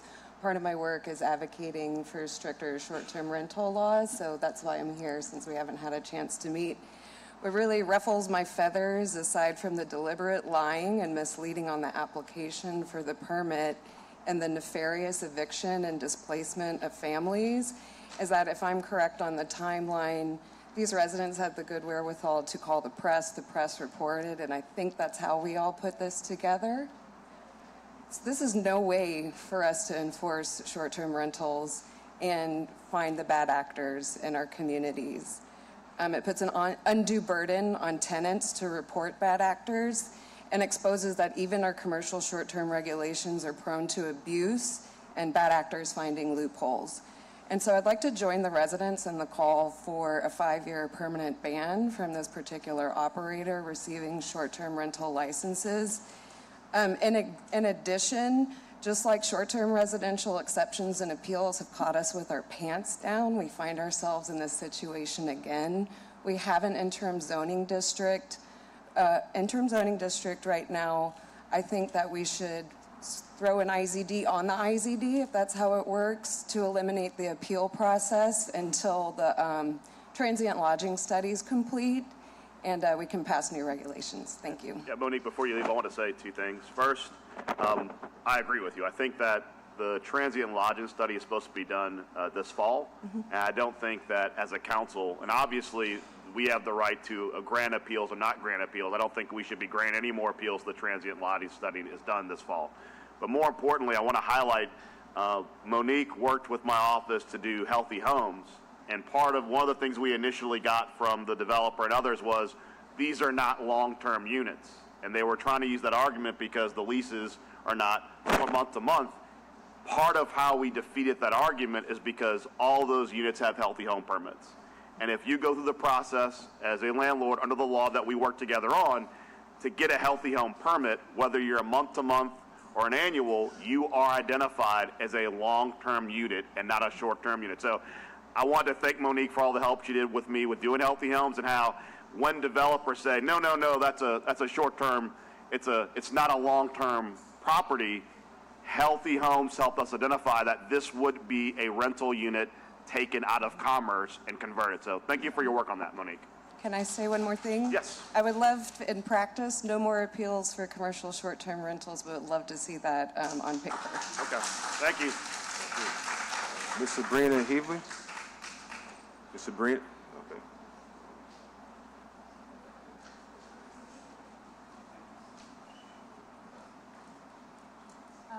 Good morning, everyone. My name is Sabrina Hebe, and I'm here in support of the motion, and I do thank the owners and the other residents for coming out. I just wanted to shed more light to this, like everyone else, and give you a bigger picture and a better idea of the level of deception that 1201 did. But basically, I've been in that unit consecutively as a tenant, as a leaser, since 2018. However, on February the 4th, Summer Mattis, the leasing agent for 1201, and another individual hand-signed over 50 letters for each unit, mine included, saying that they were the owner/resident. While I'm not the owner, I am the resident. On that very same day, Summer Mattis issued me an email asking me, did I want to renew? I replied, I said yes, and I said 12 months. We carried on, we continued life the same way we have for almost my decade-long tenancy. However, on June the 23rd, I received a notice stating I had 30 days to leave. I protested, I asked for clarification, and I was told very clearly that I had no other options and I needed to be ready to leave the property. I'm so thankful that we came together as a community, we contacted the news, and people got involved. But I think that their level of deception is clear. They exploited my trust. They tried to weaponize the manufactured ambiguity that they created behind my lease, and I'm shocked and appalled and still confused how any of this could happen. I am very thankful that this has been uncovered, but I support a permanent ban for that developer, for that property, and I think everybody should be investigated. The three main players that were on the appeal application all have state licenses, and they did this blatantly. I believe it's been done before, and this is not okay. Thank you. Thank you. Thank you. Councilmember Russo. Yes, I don't know how this happened, but I didn't add myself to the motion, so I'd like to do that. Absolutely. Can we have Councilmember Russo added to the motion? Any online comments? How many do we have? We have. Okay, we're going to. Already spoke, yeah. Actually, Mrs. Southall is next. Please talk right quick. We had about 15, many have already spoken, so maybe about 10. Okay. We're Let going to me do speak right quick. Mr. Morrell. I'm managing something back here. Go ahead, go ahead, Councilman. Certainly. Councilman Thomas. Yeah, Councilman Morrell, then Thomas. Sorry. I certainly appreciate everyone being here today. It is tremendously disturbing for us to hear that, especially when you have a border association over a series of condominiums, that you would have a developer move forward without working or talking to that board, and it illustrates a tremendous deficiency in this appeals process. Obviously, for those of you, I know the gentleman left earlier who talked about our research, the whole purpose of the appeals process is when you submit it, our staff, as well as CPC and other organizations, to help us go through those documents. The assumption that we have to make as a council when someone submits a document, which is a public record, is that it is truthful. If we had to go through every single document that's submitted to the city of New Orleans with the assumption the person submitting it was lying, we would never approve a permit ever, because it would overwhelm the system. Now, certainly, I think that based upon the testimony heard today, this is a very egregious, specific situation, which requires us, the fact that we are up here today considering Mr. King's two motions, this is not something we've done before, and it is the council immediately reacting to the concerns of what's been brought to our attention. We take this very seriously. I'm currently working with staff to see what we can do, generally speaking, on the appeals as a whole, because the transient lodging study is due this fall. It makes far more sense to wait till the CPC looks at the entire process than to do these appeals ad hoc. So we're currently in real time working on that too. Thank you, Councilman Thomas. Then we'll get you, Mr. Southall. Councilman Thomas, let me get Mr. Southall. Yeah. Mr. Southall, the floor is yours. Thank you. Good morning, everyone. My name is Yasin Frank Southall, Jane Place, Organizing Communication Manager. We're a proud member and co-founder of the Strong Coalition, which is an anti-STR coalition made up of neighborhood groups, educational groups, you name it in the city. We invite all the residents 1201 Canal Street to join, renters and owners. We fight back against the extreme rise of STRs and greedy developers devouring housing in our city. I'm grateful y'all are revoking the permit. However, I need to point out the obvious. It's already been discussed. We are in the middle of a housing crisis. Councilman Morrell mentioned transient lodging study. These appeals should have never happened. More importantly to us at Jane Place, just speaking from Jane Place, this is at such a strategic location, 1201 Canal Street. There are workers who we've talked to who work in the corner in CBD. That is vital housing that we cannot replace, especially in this era of Trump. It should have never been given. I don't care about how much money the developer wants to make. Strategic housing close to the corner in CBD needs to be left alone. No CSTRs, beyond the fact that we already have transient lodging study. To 1201 residents, 1201 Canal Street residents, and general public, please join us at the Strong Coalition's meeting next Wednesday at 4 p.m. Info will be posted today on Jane Place social media. We will be doing candidate forums soon on STR issues and renters' rights September. We invite the general public to help plan it with us. Bring your concerns and issues, help plan this candidate forum. And City Council, you guys will be getting invites to candidate forums along with all the other candidates as well. Because we need to have more robust public debates about STRs. Regardless of who we talk to, black, white, rich, poor, middle class, people are against STRs in their neighborhoods. So this has got to stop. No more appeals on CSTRs or RSTRs. Thank you, Mr. Southall. Councilmember Thomas. Thank you, Councilmember King. The person who made his comments and left earlier was Mr. Flippin.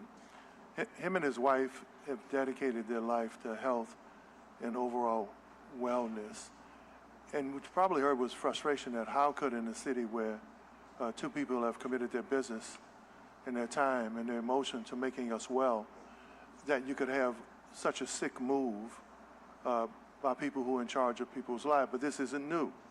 Have we forgotten American Can? Have we forgotten what happened on Loyola? Have we forgotten how many of these buildings have used subsidized, and then once they get the vouchers for subsidized, then they have told people in the past their leases are up, and then they have to move out? Stevie Wonder saw that a long time ago. But this is part of a bigger picture, right? We encourage people. This is New Orleans in the last 10 years. We've encouraged the pass-through. We don't mind you visiting to pass through, but if you live here, then you're expendable. So here we are again with an effort to tell people that, yeah, sure, you may think you own that, sure, you may think you live there, but we appreciate the 19 million who visit more than the 357 who stay, and then we're surprised when we lose 3,000 people in the last few months. So at some point, we have to make sure that health and wellness is also about providing and making sure the people who live in this city know that not only are they more welcomed than the people who pass through, but that they're the only people that we should welcome because they're going to stay. Thank you. Thank you, Councilman Thomas.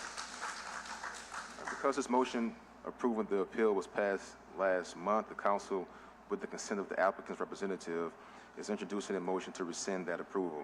Under this motion, the commercial short-term rental interim zoning district, no commercial short-term rentals would be allowed at this property. So with this, I move to adopt. Well, let me say this first. Ms. Anita, can you put those comments on the record? Yes, yep, thank you. Second by Councilman Morrell.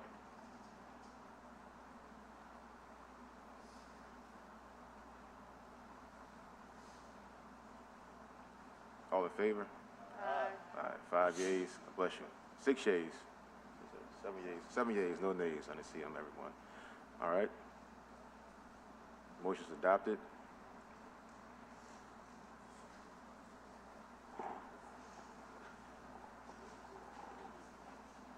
We still need to, that was on, We the have one more. rescission was 393. We still need to vote on We have one more. motion 389. Yes. I make a motion to adopt. Second by Councilmember Harris. All in favor? Aye.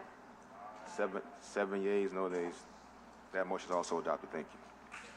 Thank you to the residents that came out today to make your voices heard. We appreciate it. Okay, council members, we're gonna go back to page 11.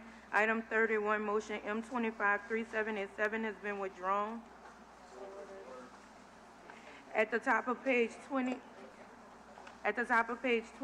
we have item 26, ordinance calendar 35,148 by Councilmember Jeruso by request. An ordinance authorizing the mayor of the city of New Orleans to enter into a cooperative endeavor agreement between the city of New Orleans and the Orleans Parish School Board for a term greater than 1 year for the public purpose of improving education for Orleans Parish residents by providing a share of net revenue generated by the city's electronic enforcement devices as more fully detailed in the cooperative endeavor agreement form as Exhibit A and otherwise to provide respects thereto. Thank you. Members, we have 2 comment cards on this item, Sarah Vandergrift Kelly and Mr. Burnside. Where's Sarah? Okay. Lost you in the crowd.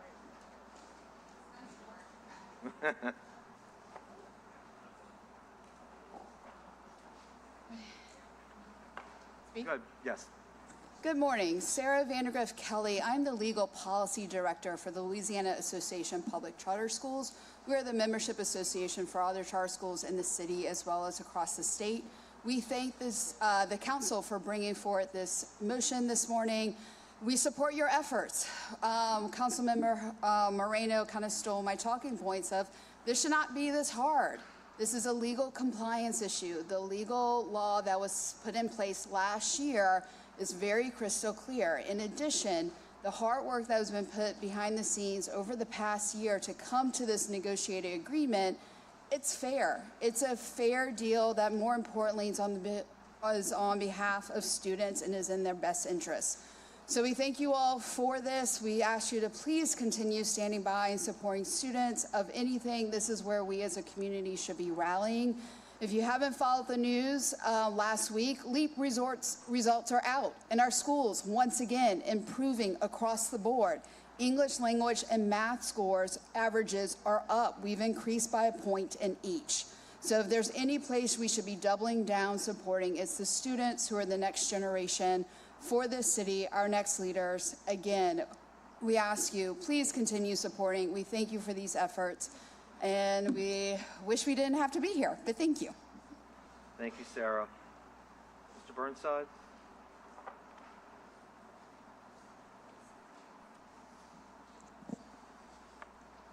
Michael Eric Burnside, 2215 Felicity. I think I know what I'm going to say, but here's the deal. My brain doesn't quite trust myself anymore. Could somebody please tell me the actual number that we're addressing? This is item 26 on the agenda, calendar number 35148. All right. So if I go to the regular agenda and I see number 18, and I go to the regular agenda and I see something because my brain can no longer be trusted. It's maybe to help you, this is the CEA between the city and the school board relating to the payments owed to the school board from the traffic cameras. I see it. It's here.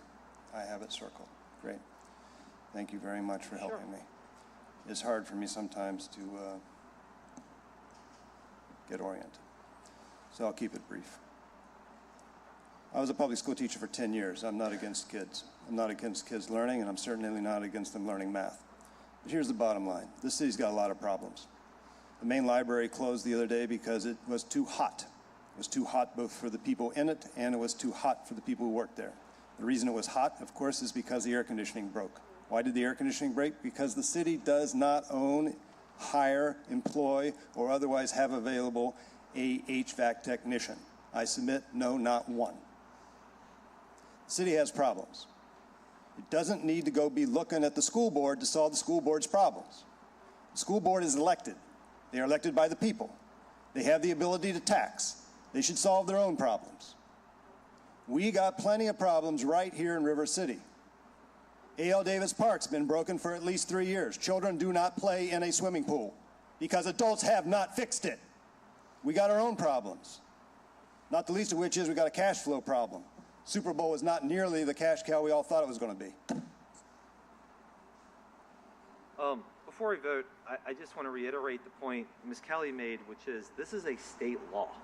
I mean, you know, it's interesting to me when people are like, I think we should follow the law, but then I think we should break the law. And I think we want to be consistent, and we may not agree with things. We may not think this is the best policy, but I think we have an obligation to follow the law until something changes otherwise. And if we need to work to rally to change the laws, then that's the way to do. And also doesn't diminish the fact that there's never enough money to fix all the things that need to be done. We want to make sure kids are well taken care of. I move to approve, seconded by Councilmember Moreno.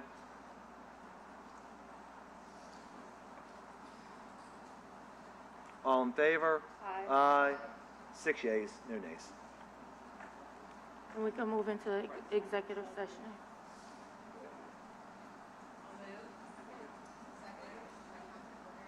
Seconded by Councilmember Harris to go into executive session. All in favor? Aye.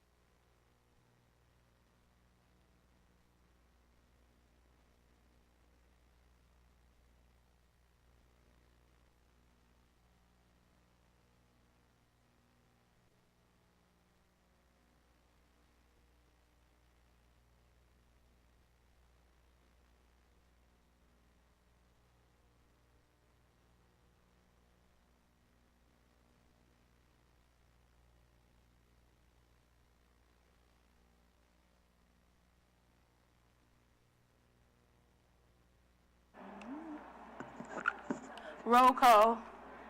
Council President Morel, Vice Moreno, Councilmember Jeruso, Councilmember Harris, Councilmember King, Councilmember Green, Councilmember Thomas. We have 7 members. We have a quorum. At the top of page 13, item 1, we have legislative group and communication from Elizabeth Holman, Director of Land Use, Councilmember Leslie D. Harris, District B, transmitting the Mayor's Office of Economic Development recommendation of denial and requesting the schedule of a public hearing for the following restoration tax abatement application. RTA application 2023-02-84, 3301 Chippewa Street, Adler Camelback, LLC. We have resolution R-25-371 by Councilmember Harris, granting a resolution granting the RTA application 2023-02-84, 3301 Chippewa Street, Adler Camelback, LLC. Thank you, Madam Clerk. This resolution would approve the RTA request at 3301 Chippewa. This building has historically been commercial despite some time as a residential use more recently. The overhaul of this building was a massive undertaking as it had been vacant for 15 years when it was purchased. As with many other projects in the city, financing was precarious and unpredictable as interest rates soared. The project sought an RTA to help with costs, but missed the application deadline as the contractor was in process of gaining DB status. Given that the only reason for the delay in denial, I feel comfortable approving this request. It will allow a local architectural firm to nearly double in size, creating a handful of permanent new jobs. 2 comment cards, Michael Burnside and Alex Adamek.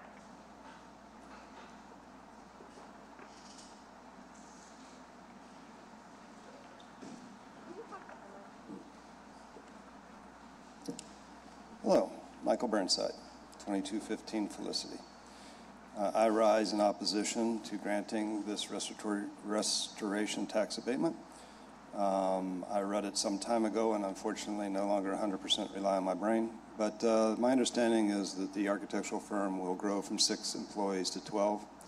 I'm sure there's plenty of commercial spaces already in existence in this city that could accommodate a 12-person architectural establishment. The cost of the restoration materials was exorbitant.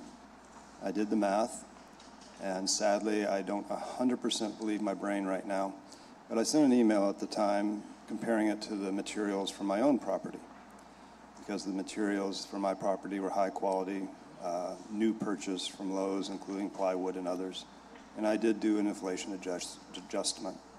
My memory says that the materials that are in this restoration tax abatement are literally 10 times more expensive than the materials that were in for my house, which in my world means that they basically gold-plated their doorknobs.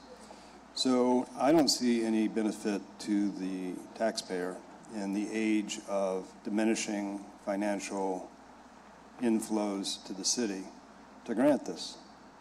I believe that we're in a cash crunch, and I believe that that cash crunch includes not sending complete payments to the sheriff, delaying them by a month, and it also includes not wanting to pay out other large chunks of money. So I think we're ignoring the cash flow of the city, and I think, quite frankly, that's very dangerous.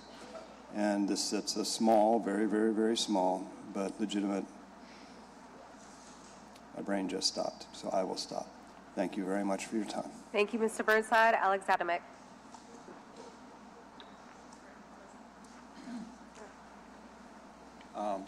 Good morning, and thank you for considering my application today. I'm Alec Adamek. I'm the owner of the property as well as the owner of Adamek Architecture.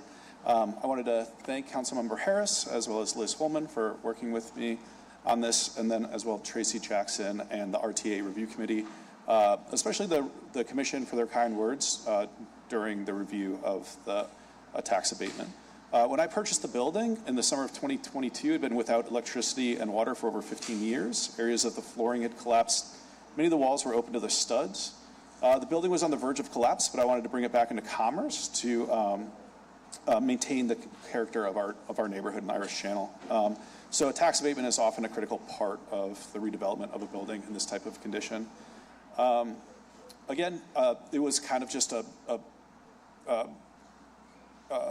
the contractor wasn't DBE in time, so, but the second they were, I then applied for the tax abatement. So it was really just kind of a paperwork type of thing. In other parishes, this wouldn't have been an issue, but strictly in Orleans Parish, if that form wasn't filed because of the way the city council had adopted the tax abatement law, that's why this caused an issue. So I believe that the project improves New Orleans because it allowed me to create more good jobs. It brought a blighted historic building back into commerce, and it allows us to follow our socially guided mission at our architecture firm that's completed over 300 projects in Orleans Parish over the last 10 years.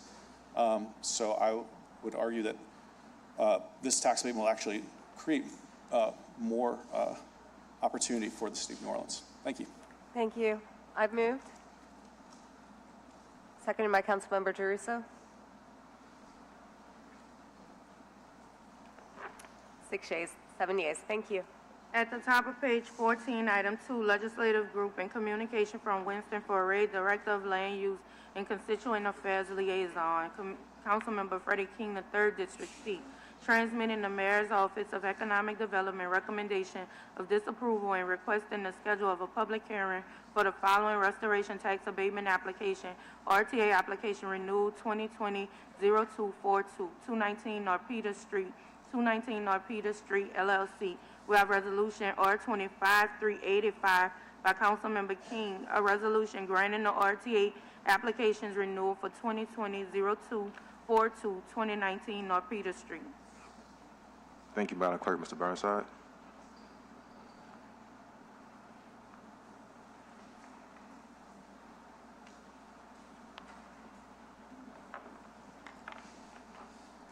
Michael Burnside, 2215 Felicity. I remember now what I wanted to say earlier, but this one is also applicable. So here at 219 North Peter Street, we have some amount of money being spent on its restoration, and we have a whole bunch of math formulas. But at the end of the day, the question is how much is the property assessed at the end of it all? And the interesting thing about both the previous RTA and this RTA is both owners are losing money. Both owners have put in more money than the building's going to be worth at the end of the entirety of the event, according to our assessment and our assessors. So people are voluntarily losing money. If people voluntarily lose money, I suggest that they can pay their taxes. Also here at 219 specific, my memory again cannot be fully trusted, but I believe that the individual in question benefits from the RTA in that he declared himself commercial, and yet his taxes apparently are paid on residential. For those of you who don't know, residential pays out at 10% and commercial at 15%. So if the man gets an RTA as a commercial, perhaps he should be encouraged to pay his property taxes at 15 instead of 10. I hope my memory is correct. Otherwise, I will have to come up here and apologize to the owner. I get things mixed up these days. Thank you very much.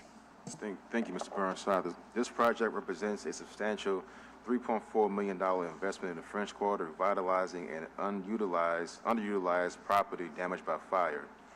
This restoration enhances the economic vitality of the Bouquet by transforming the site into a mixed-use development with a retail boutique downstairs and 5 residential apartments upstairs. The applicant has rebuilt 2 floors destroyed by fire in 1941, restoring the building to its original 4-story grandeur. This aligns with the city's goals for historic preservation and enhances the aesthetics and cultural value of the neighborhood, contributing to the Rue Carré historical charm. Although the project did not meet the 35% DB participation goal due to the contractor's unforeseen DBE certification lapse, the applicant demonstrated good faith by selecting a previously DBE certified contractor based on prior successful RTA projects.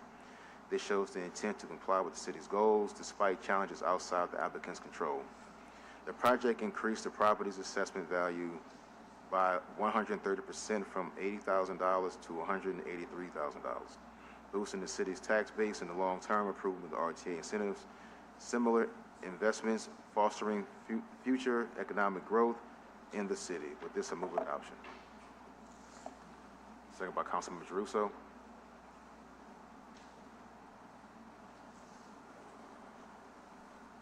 4 yeas, 5 yeas, no nays. Thank you.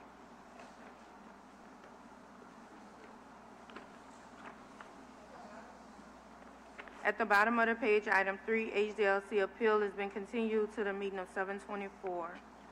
At the top of page 15, we have item 4, legislative grouping IZD and motion line over M25-360 has been deferred to the meeting of 8/7. Item 5, legislative grouping zoning docket 2425, the Whitney on Carrollton LLC, requesting a conditional use to permit a hotel in an HUMU, historic urban neighborhood mixed-use district on square 151 for the front portions of lots 22 and 23 in a 7 municipal district bounded by South Carrollton Avenue, Oak Street, Dublin Street, and Plum Street, municipal address 1200 South Carrollton Avenue.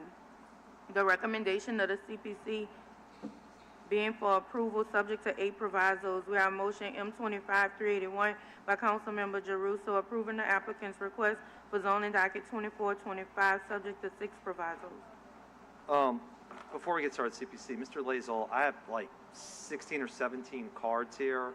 Almost all of them are in support except for one. Are those people still here? Many have left already, but everyone knows that we're just here in support. It'll probably just me, maybe one other person talking, because I think we're all on the same page. Yeah, I mean, we want to keep it moving for you guys too. Yeah, I guess what I was going to say is I'd like to observe the rule of 20 minutes, for this We item. don't need 20 minutes. Okay, and just let me know who those speakers will be. So, Okay. Thank you. Sabine? Decide if any of you want to speak. Go ahead. Yes. Thank you. Council member, yes, this is a request for conditional use to permit a hotel in an HUMU district. The subject is a corner lot at the corner of South Carrollton and Oak Street. It's a building that is designated as a local landmark, the Whitney Bank. The property is vacant. It's 3-story and it has a ground floor commercial space. The applicant is proposing to develop the site as a hotel on floor number 2 and 3, creating a total of 6 hotel units. There was no opposition at the CPC hearing. The commissioners decided to add 3 provisos to the 5 recommended by staff, addressing where the loading and unloading should be placed and where the entrance should be placed. With that, the Planning Commission recommended approval.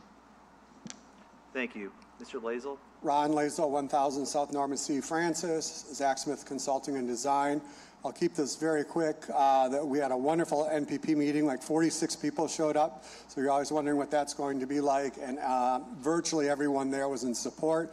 There was some concern about the entrance of the hotel, so after that meeting and after CPC, the developer redesigned the first floor of the hotel to have a bigger lobby with the entrance off of Carrollton and not off of Oak.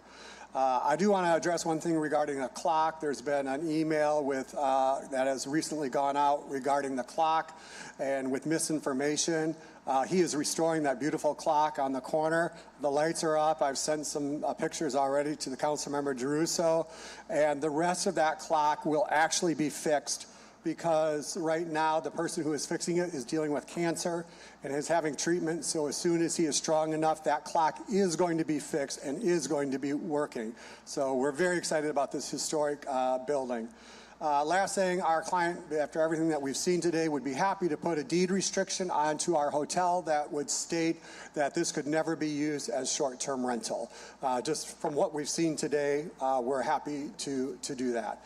And then I'm just going to ask for anyone that wants to speak quickly and just come up and say your name so he doesn't have to, so Councilmember Jeruso doesn't have to call everyone.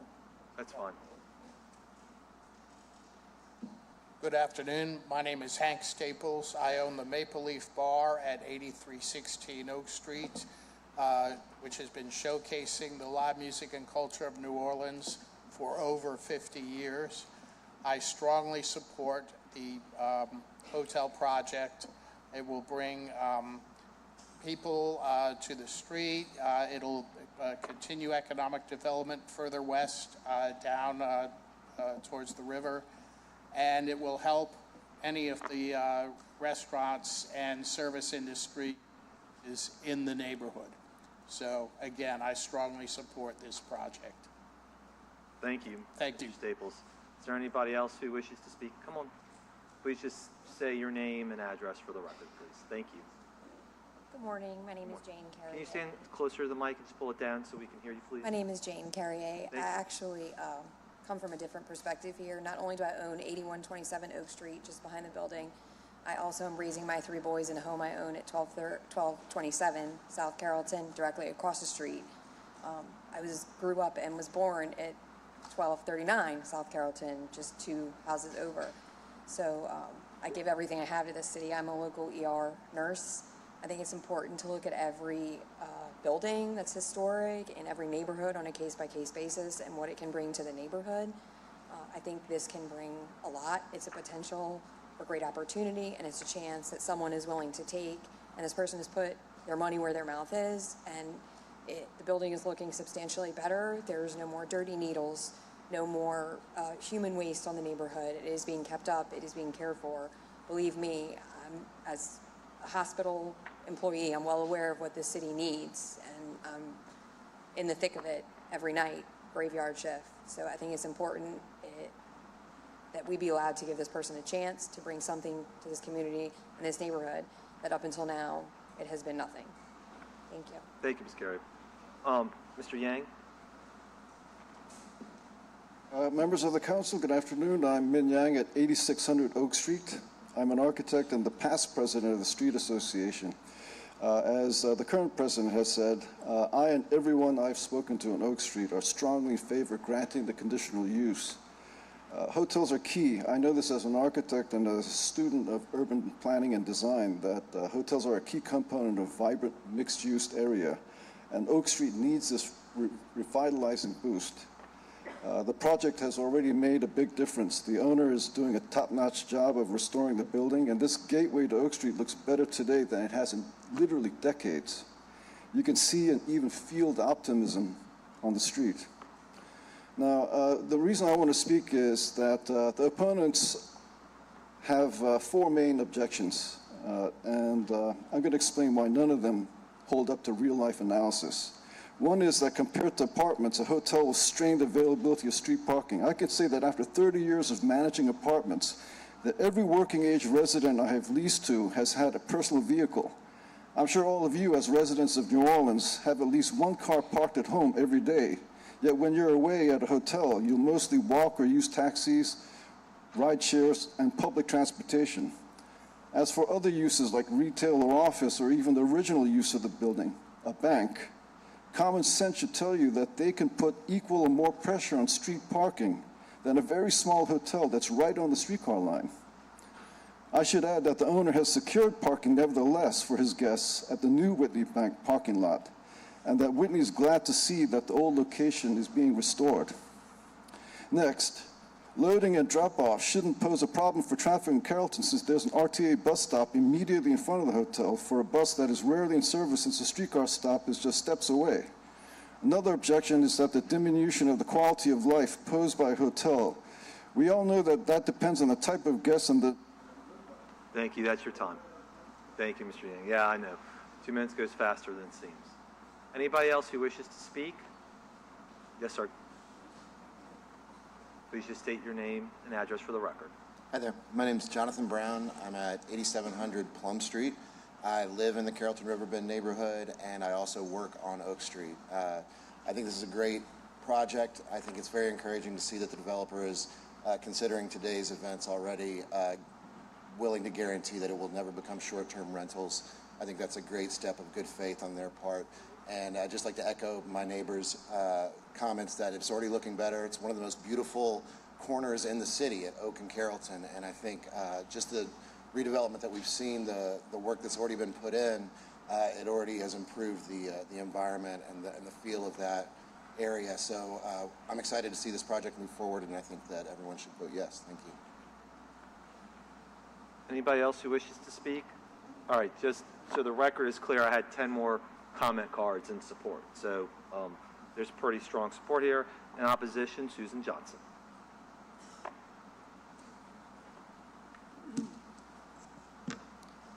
Susan Johnson, 2822 LePage Street, Town of Carrollton Watch. I'm not paid to be here.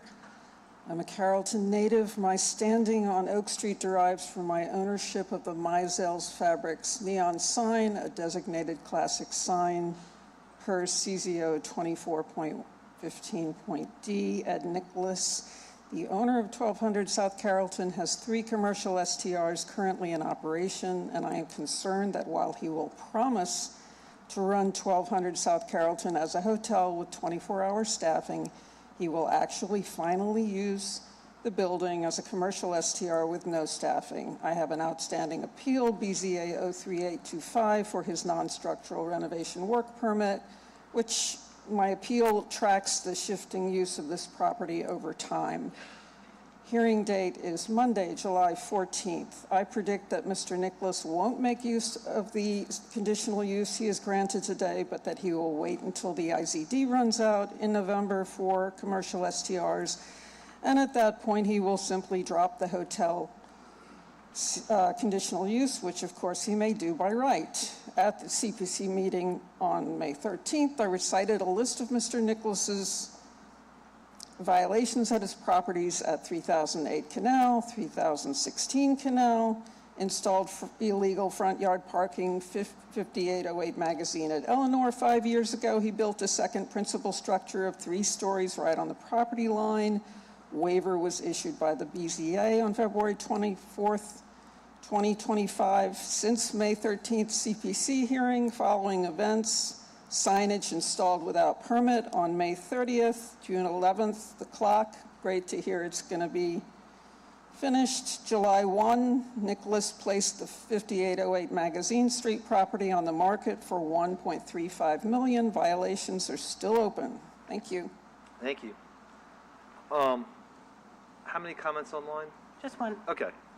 This is from Deborah Lombard. She says, I do not support a hotel development project at 1200 South Carrollton Avenue, nor on any corner of South Carrollton Avenue in 7011 zip code. Hotels can be built on nearby Jefferson Highway. Thank you. Okay. I don't know that there's much more to say. I think a couple things for the council to remember are the conditional use is specific for a hotel use, not residential units. So it's not like we're taking housing away from anybody. I think that's important and wasn't discussed. And then the other critical thing that candidly I should have caught earlier and will fix the ordinance stage is that there won't be short-term rentals here and that a deed restriction will be filed by the owner. So with that, I move to approve 25-381, seconded by Councilmember King. 5 yeas, no nays. The ordinance the motion passes unanimously. Thank you, everybody. Councilmember Morrell gave me a quick point of personal privilege. I just wanted to take a second to welcome Donna Kashanian back home to Lakeview, and to say also that it could not have happened without the intervention of Majority Leader Scalise, who worked on this along with his staff, Representative Hilferty, who worked so hard on this. And while they deserve very high praise, I think the neighbors who rallied around her deserve considerable praise too. I think a lot of times in government, we feel like voices aren't heard, or maybe the deck is stacked against you, but I think this perfectly illustrates the power of people to move hearts and minds, and I think that's exactly what happened here. Thank you. At the top of page 16, item 6, Legislative Group and Zoning Docket 2725, Moon's Landing LLC, requesting a conditional use to permit a food processing in the RRE, Rural Residential Estate District on Parcel B, Station Plantation, Section 11, 1013S, R25E, Hotel in the 5th Municipal District, bounded by River Road, Patterson Drive, Willow Drive, Delacroix Road, and Satin Road. Municipal address 10801 River Road. The recommendation of the CPC being for approval subject to 6 provisos. We have motion line over M25-359 by Councilmember King approving the applicant's request for zoning docket 2725 subject to 6 provisos. Thank you, Madam Clerk. This proposed chicken farm will provide high-quality pasture-raised poultry to the New Orleans community. This aligns with the master plan's goal of supporting agricultural use in this rural area, helping to foster a substantial local food economy. The planned facility is designed to minimize impacts on surrounding properties with the processing shop located over 1,000 feet from the nearest single-family dwelling and fully contained indoors. comprehensive waste management plans including composting and adherence to USDA and LDAF standards, address concerns about odor, runoff, and environmental impact. The processing poultry on-site, the applicant and operator, Ms. Cahill, will be able to reduce transportation costs, which will help keep prices affordable for residents through CSA programs, farmers markets, as well as personal sales. Finally, Yardbird Farms will adhere to strict USDA and Louisiana Department of Agriculture and Forestry standards, ensuring safe and sanitary operations. With this, I move adoption. Second by Councilmember Moreno. 6 yeas, no nays. The motion is adopted. Thank you. I think that that's our first chicken farm that we've approved as a council.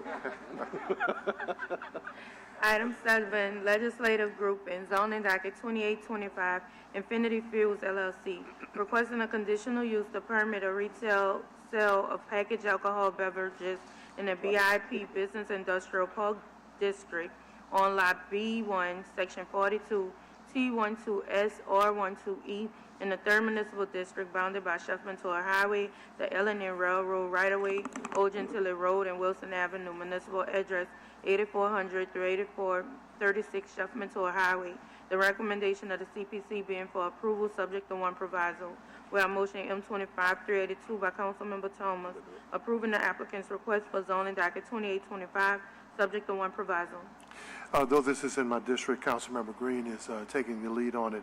I just wanted to, the staff, on behalf of my staff and the community, we didn't receive any opposition or any objection via the neighborhood participation meetings that happened at city planning. So just wanted that on the record. Councilmember Green. Councilmember Thomas, thank you. I am pleased to certainly represent you on this particular development, which is an investment in an area that is poised for additional growth. It's great to see the developer, the firm Infinity Fuels, putting money into a project that is going to mean so much to those who live in that community. How many? 10 million, many millions of dollars in this particular location. It's another example of something positive that's going on in our city, something positive that's going on in eastern New Orleans, and it's just representative of the fact that there's a lot of good that's going on in our city relative to investment. This investor, Infinity Fuels, the firm is led by someone who lives near the community. Mr. Henry lives near this community in which the investment is taking place, and he's been very, very cognizant of the need to have more investment in that community. So I'm appreciative of the opportunity. As was mentioned, this request did not receive any community opposition. There was a neighborhood participation meeting. The applicant and the CPC were consulted on the provisos. There is one proviso that the owner is going to live up to, and therefore, if there are no additional comments, I move for approval of this very important investment. Seconded by Councilmember King. Members, please vote your machines. We have one recusal. We have 4 yeas and 1 recusal. Thank you very much for your support, and it's exciting to see this development taking place.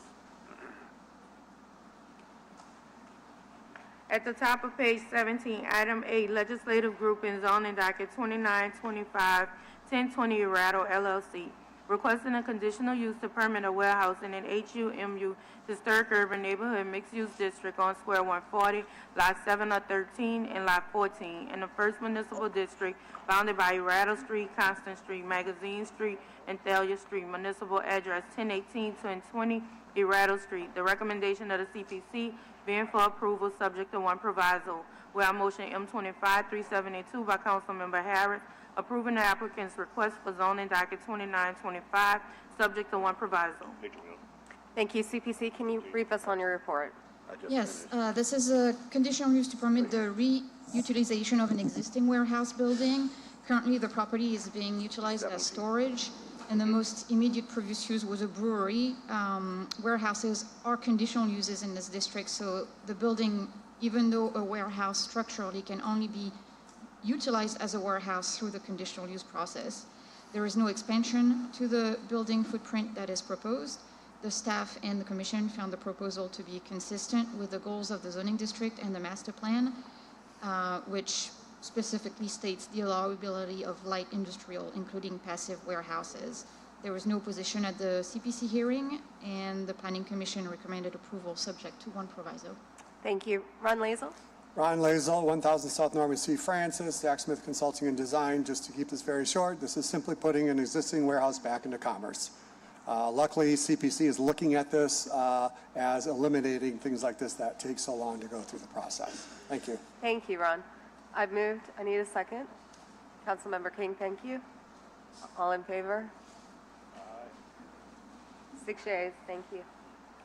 At the bottom of the page, item 9, Legislative Group in Zoning Docket 3025, National World War Museum, Inc., requesting an amendment to Ordinance 29,159 MCS, Zoning Docket 4622, to permit an expansion of the planned development designation that is applied to the National World War II Museum to also include lots 1, 2, and 3 on B in Square 137, lots 1, 2, and 3 and B, or lots 4, 3, 2, and B on Square 137 in the First Municipal District bounded by Magazine Street, Constant Street, John Churchill, Chase Street, and Purify Street. Municipal address 1042, 1060 Magazine Street. We have motion M25-373 by Councilmember Harris, approving the applicant's request for zoning docket 3025, subject to 4 provisos and 3 waivers. Thank you. CPC, can you brief us on your report? Yes, this would be to permit the expansion of the Central Business Plan Community District, which was established for the World War II Museum in 2007, for the multi-phased expansion of the museum plan development designation that is applied to the museum. There were several previous amendments approved before to permit an increase in height, an expansion to develop a parking garage and retail space, and the most recent amendment allowed the renovation of a 3-story warehouse at 1232 Magazine. And this current request proposes the new construction of a 34,700 square foot storage and repair facility to be incorporated into the larger National World War II Museum campus. The applicant has proposed this addition to the campus to support the museum's maintenance functions. The petition site is currently undergoing demolition to completely level the existing structures. This proposed expansion will provide the museum with space for the design and fabrication center, space to display and store the museum's macro artifacts, and additional storage. The plan development process allows for exception to zoning standards, in this case, in order to exempt the property from the requirement that at least 25% of the structure's ground floor be used by commercial uses, and an exception is also requested from the district's minimum requirement of 3 floors, allowing only 2 floors to accommodate museum materials.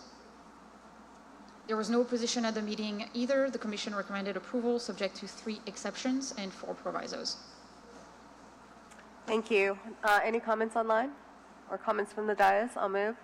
Seconded by Councilmember King. All in favor? I need one more vote. 5 yeas. Thank you. At the top of page 18, item 10, we have legislative group in NSCR Special Exception 19523, Derek Brown, requesting a non-commercial short-term rental special exception for property located at 1418 Felicity Street on Square 206. The CPC staff recommended approval. We have motion M25-374 by Councilmember Harris, granting the request of Derek Brown for the property located on Square 206, Bear Municipal address 1418 Felicity Street. Thank you. This motion approves the NSTR request at 1418 Facility Street. My office independently reviewed the report and agreed with CPC that this application met all the necessary criteria for approval. All applicants are required to submit letters of support, and we received those in my office. I will move. Second by Councilmember King. 5 yeas. Thank you. At the top of page 19, item 11, legislative group in NSTR Special Exception, Mallory Linnell Mobus, requesting a non-commercial short-term rental special exception for property located at 2431 Dauphine Street on Square 258. The CPC staff recommended denial. Thank you, Madam Clerk. We have Mr. Ron Lazel and Ms. Mallory Mobius. Ron Lazo, 1000 South Norman C. Francis, Zach Smith Consulting and Design. Very quickly, I want to give a shout out to your staff, council member. Winston went out and after getting this report went out there and visited the property and got to meet the owner and understand the site. So thanks again for your staff going above and beyond. Thank you. Thank you. The owner purchased this property with the intent to rent out the one-bedroom unit as a short-term rental. The maximum number of guests is 2 people. She lives on the other half of the double and needs the short-term rental in order to keep her home due to costs and insurance and taxes. Ms. Mobius recently lost her main job and is now struggling to, as many New Orleans do. She is now working multiple jobs to stay afloat. My staff has visited this site in person and met with the owner, and we believe this application meets the 6 criteria. With this, move adoption. We have motion line over M25-363 by Councilmember King, granting the request of Mallory Mobius for property located on square 258 Bear Municipal Address 2431 Dauphine Street, withdrawing motion line over M25-364. Can we get a second?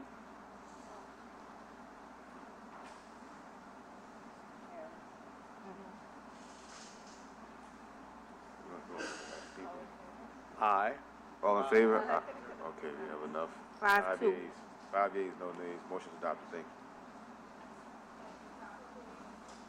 At the top of page 20, item 12, legislative group in NSTR special exception 6124, Dana Mullerfielder, requesting a non-commercial short-term rental special exception for property located at 1018 St. Anthony Street on square 267. The CPC staff recommended approval. Thank you, Madam Clerk. This received neighborhood support, no opposition. Make a motion to adopt. We have motion line over M25-361 by Councilmember King, granting the request of Dana Mullerfielder for property located on square 267, Bear Municipal Address 1018 St. Anthony Street, withdrawing motion line over M25-362. Thank you. Second by Councilmember Harris. All in favor? Aye. 7 yeas, no nays. Motion carries. Thank you. At the top of page 21, item 13, we have NSTR special exception 6224, Janice E. Brown, requesting a non-commercial short-term rental special exception for property located at 5300 Toulon Street on square 1. The CPC staff recommended approval. We have motion M25-383 by Councilmember Thomas, granting the request of Janice Brown for property located on square 1, Bear Municipal Address 5300 Toulon Street. A rare request in our district. Ms. Brown was here, but she had some pending matters. She would have stayed for my colleagues, but she had to leave. She sat there for several hours. No opposition to this request via the neighborhood participation process and city planning. With that, I move approval. Second by Councilmember King. All in favor? Moved by me, second by Councilmember King. 7 yeas, no nays, and the matter is approved. Thank you. And thank you, Ms. Brown. At the bottom of the page, item 14, NSTR 6324 has been deferred to the meeting of 7/24. At the top of page 22, item 15, legislative group in NSTR special exception 6424, Adrian DeBrisque, requesting a non-commercial short-term rental special exception for property located at 1422 Charter Street, Apartment C, on square 5. The CPC staff recommended approval.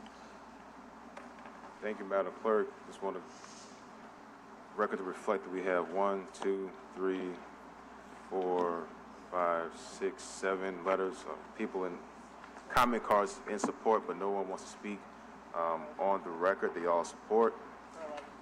And this received several comment cards in the MPP process showing support from the residents. The owner of this property lives on the site, with a homestead exemption. With this, I make a motion to adopt. We have motion to M25-387 by Councilmember King, granting the request of Adrian DeBrisque for property located on square 5, Bear Municipal Address 1422 Charter Street, withdrawing motion M25-386. Second by Councilman Moreno. All in favor? 6 yeas, no nays. Thank you. At the top of page 24, item 17, legislative grouping, ordinance calendar 34,385, motion line over M23-426, and motion line over M23-427 has been deferred to the meeting of 7/24. At the top of page 25, item 18, ordinance calendar 35,035 has been deferred to the meeting of August 7th. Item 19, legislative group and ordinance calendar 35,093, motion line over M25-254 has been deferred to the meeting of 7/24. At the top of page 26, item 20, ordinance calendar 35,103 has been deferred to the meeting of 7/24. Item 21, ordinance calendar 35,117 has been deferred to the meeting of 7/24. Item 22, ordinance calendar 35,127 has been deferred to the meeting of 7/24. At the top of page 27, item 23, ordinance calendar 35,133 has been deferred to the meeting of August 7th. We have item 24, ordinance calendar 35,134 by Councilmember King, an ordinance to amend and reordain section 66-402 and 66-403 of the Code of the City of New Orleans to increase the maximum booting fee and to adjust and reduce the fee for delayed booting release and otherwise to provide respects thereto.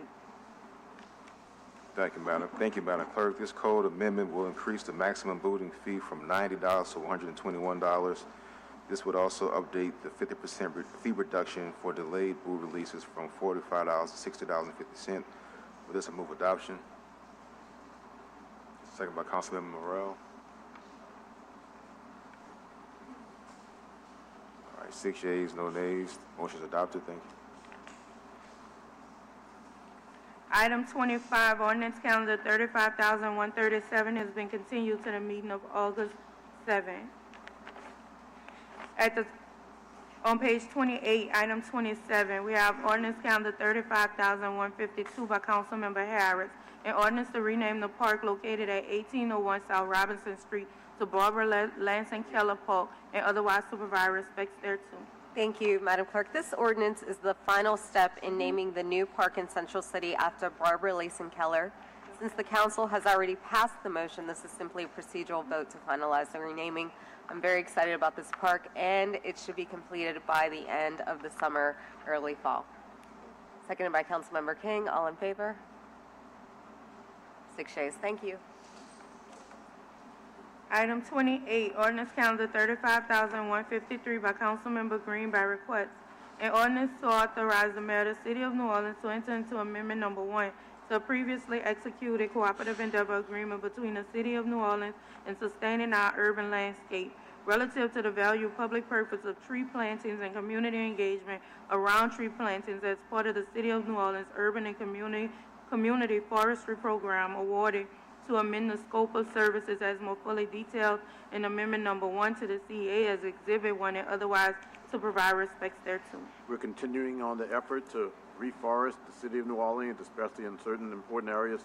So this ordinance amends the agreement that exists between the city and Save Our Urban Landscape, Support Our Urban Landscape. This agreement is part of an $8 million USDA Forest Service award to the city supporting the reforestation plan. Work is already underway. Partners are conducting planting and conducting workforce programs.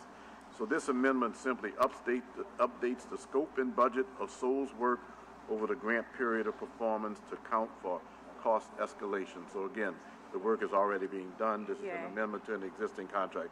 I move for approval, seconded by Councilmember Thomas. Members, please vote your machine. 7 yeas, and that ordinance passes. Thank you. At the top of page 29, item 29, we have ordinance calendar 35,154 by Councilmember Moreno by request. An ordinance to ordain Article 14 of Chapter 26 of the Code of the City of New Orleans to require owners of non-residential and multifamily buildings to measure and disclose energy usage and otherwise to provide respects thereto. The Joint Utility, Cable, Telecommunications, and Technology Committee and Climate Change and Sustainability Committee recommended approval.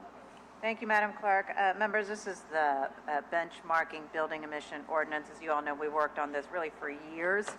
We had also a very robust council committee meeting on this as well. The only reason why this is not on consent is because we had a couple just technical changes to it, but nothing substantive. I do have public comment if they're still here. Logan Burke.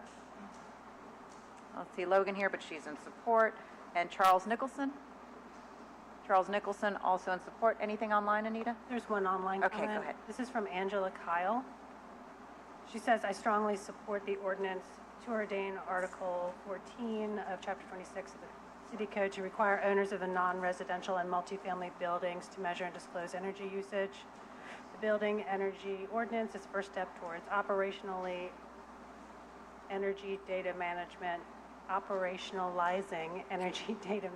by commercial property and multifamily building owners, and an important milestone in the implementation of the city's climate action plan.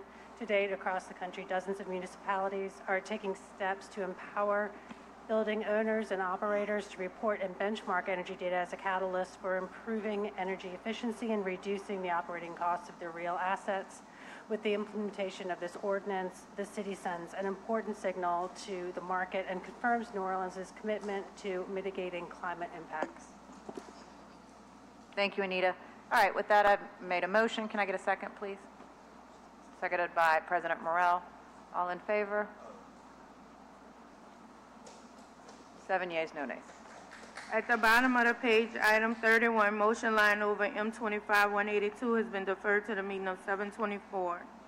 On page 30, item 32, motion line over M25-183 has been deferred to the meeting of 7/24. Item 33, motion line over M25-184 has been deferred to the meeting of 7/24. Item 34, M25-186 has been deferred to the meeting of 7/24. At the top of page 31, item 35, motion line over M25-187 has been deferred to the meeting of 7/24.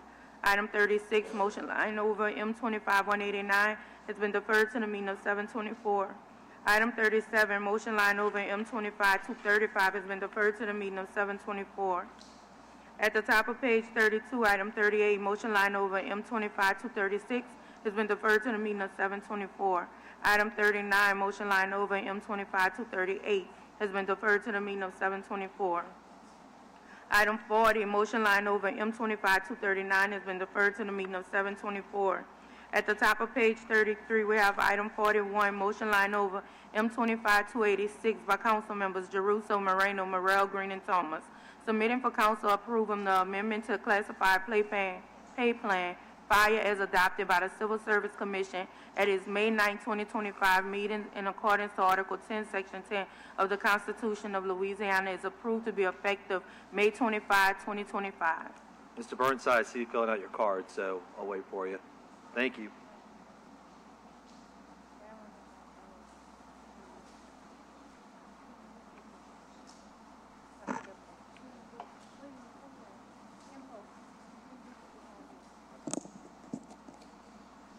Thank you very much for your courtesy, Councilperson Jeruso. Mike Craig Burnside, 2215 Felicity. So me and the fire department have a long history of disagreeing with each other. The fire department FTE costs are the highest cost per employee in city government. It costs more to have a fireman than it does to have a policeman. Much of that cost differential is on the retirees. We spend $50 million per year out of our general fund covering the fact that we don't have a functional retired firefighter system. The existing firefighters system only pays 11% of the cost of our retirees. The general fund then carries 89% of the cost of our firefighter retirees. We have a system we cannot sustain. I don't have an answer to it, but I tell you this, raising the costs of current firefighters is not doing yourselves or your children or your grandchildren any favors.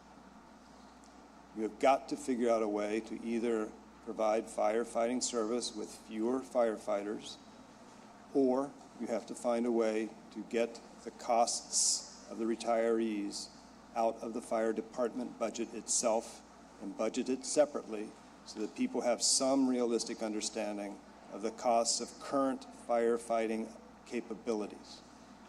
Because right now, your firefighters are the most expensive employees of the city and the most expensive firefighters in the entirety of the state. This is not a sustainable solution to fighting fires. Thank you very much. Thank you, Mr. Burnside. As my colleagues know, we've been holding off voting on almost all of these, except if something rises to the level of a request from the department and approval by the CAO's office. This meets that criteria, so I'm going to move forward with this motion as we ordinarily would otherwise. Seconded by Councilmember Morell.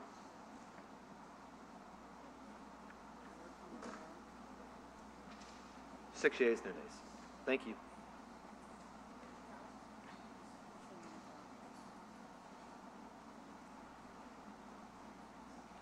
We have item 42, motion line over M25-287 has been deferred to 724. Item 43, motion line over M25-288 is deferred to 724. And at the top of page 34, item 44, resolution line over R25-344 has been deferred to the meeting of 8/7.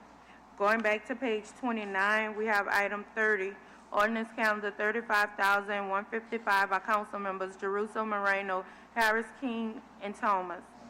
An ordinance calling for an election on November 15, 2025, at which the electors of the city of New Orleans shall be asked to approve an amendment to section 5-44 of the Home Rule Charter to extend the deadlines for the City Planning Commission and the City Council to act on the master plan and amendments thereto and otherwise to provide with respects thereto.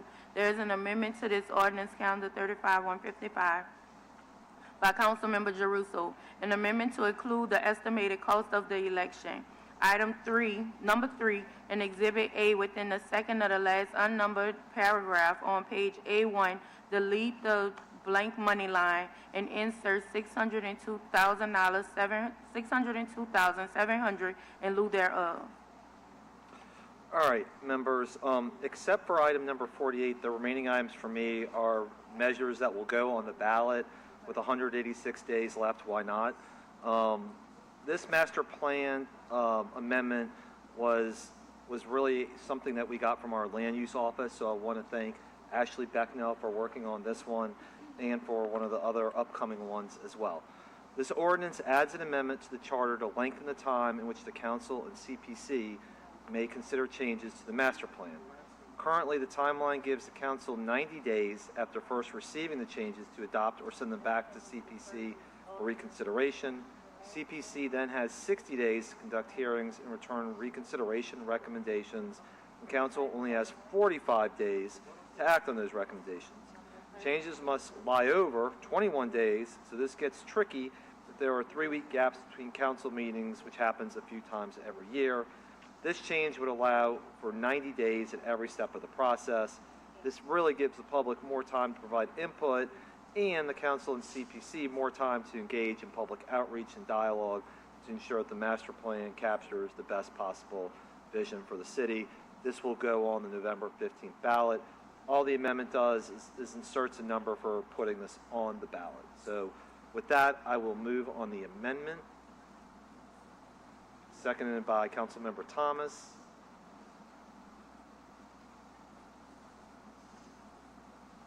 We need 2 more. 7 yeas, no nays. And now on the ordinance as amended. Moved. Seconded by Councilmember Thomas.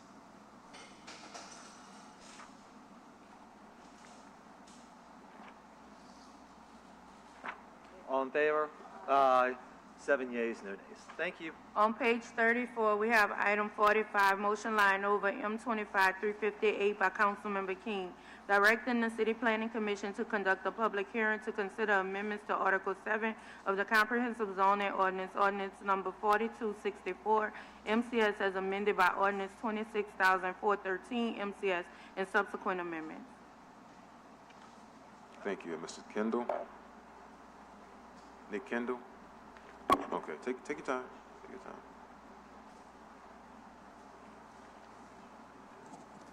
time. Hello, everyone. My name is Nick Kendall. I'm the Director of Facility Expansion with Agenda for Children. So I'm here today to just answer any questions about this proposed motion. I'm currently working with a family child care provider located in Algiers in a zoning district where a single-family dwelling is not a permitted use. She's looking to expand her house to have dedicated space for the children in her family child care center, but the zoning, because single-family dwellings, conditional use in the zoning district, she would have to go through a conditional use process to do that. So this amendment would do a couple of things. It would allow for an existing single-family dwelling to be a permitted use, so that would mean that no conditional use would be required, as well as allowing the family child care center, which is home-based child care in the zoning ordinance, to be a permitted use as well. So happy to answer any questions if anyone has anything. Thank you. Thank you, Mr. Kendall. Any questions, Mr. Kendall from the dais? Hearing none, make a motion to adopt. Second by Councilmember Giarrusso. 7 yeas, no nays. The motion is adopted. Thank you. At the bottom of the page, item 46, resolution R25-366 by Councilmember Giarrusso by request. A resolution providing for the issuance and sale of not exceeding $90 million of limited tax revenue bonds of the City of New Orleans, Louisiana, authorizing the application of the State Bonds Commission for approval of said bonds and providing for other matters in connection therewith. Members, this passed unanimously out of Budget Committee on July 1. The reason why it's not on consent is that I'm the only author, and I wanted to give everybody the opportunity to co-author. So I'm going to look down the row. Unless anybody tells me no, we'll have 7 on this resolution. Mr. Burnside, you'd like to speak?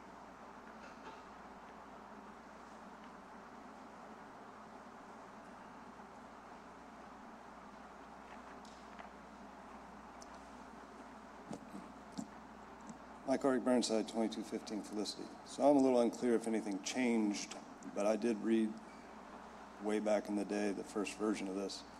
My understanding is that this is not just to pay off the judgment list, but what this is a diversion of our property tax before it hits the general fund. So my understanding is not only are we going to pay somebody interest rates and pay somebody to market this bond so that the bond costs more money in the long run, but also that future inflows into our general fund will be diminished for some noticeable period of time until this bond is paid off. And I'm unclear how much time that is, but thank you for letting me come up and talk.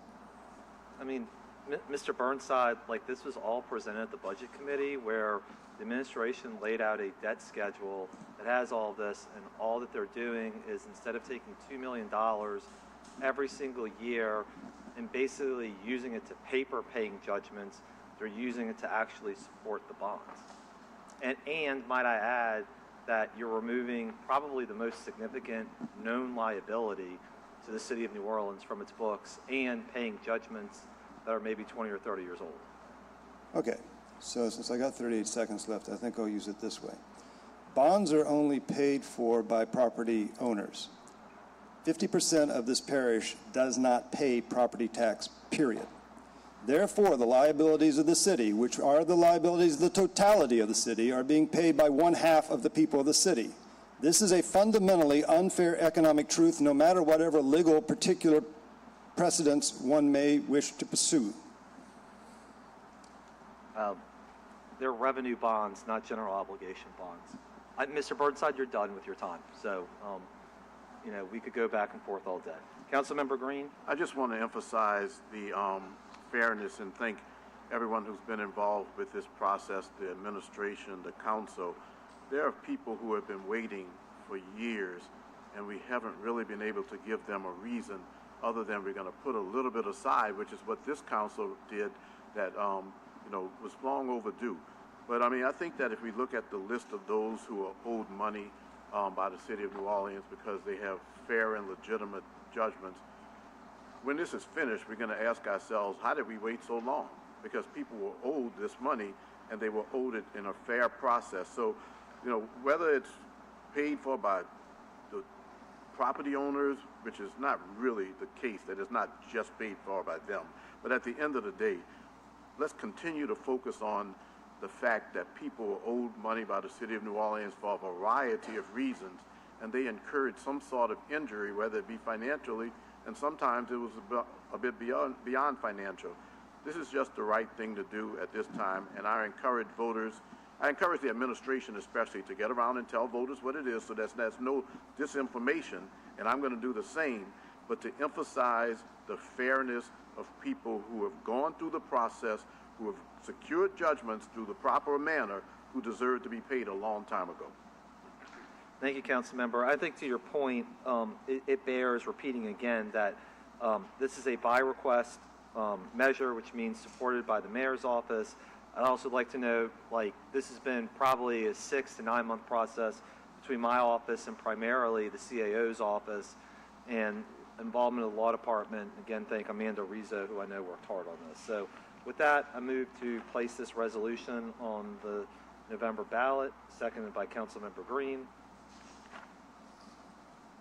Or actually just provide the issuance. Thank you. 7 yeas, no nays.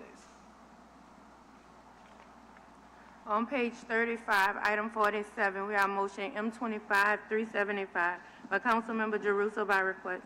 Pursuant to Louisiana's revised statute 42-19-1, the New Orleans City Council hereby announces its intention to consider at the meeting to be held in the Council Chamber, City Hall, 1300 Perdido Street, New Orleans, Louisiana, beginning at 10 a.m. Thursday, August 7, 2025, one or more resolutions authorizing the calling of an election on November 15, 2025, at which the voters of the City of New Orleans will be asked to approve the issuance by the city of general obligation bonds to be payable for ad valorem taxes to be levied and collected in a manner provided by Article 6, Section 33 of the Constitution of the State of Louisiana of 1974 and statutory authority supplemental thereto.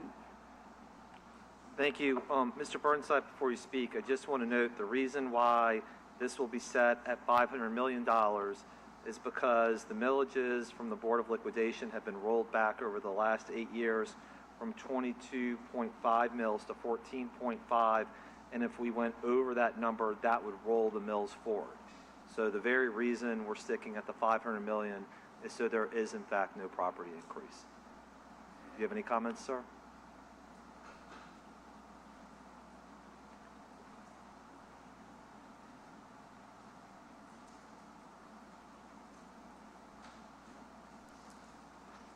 First of all, I'd like to thank the council for giving us notice that on August 7th, if we have any opinions on the matter, perhaps we should be here to express them.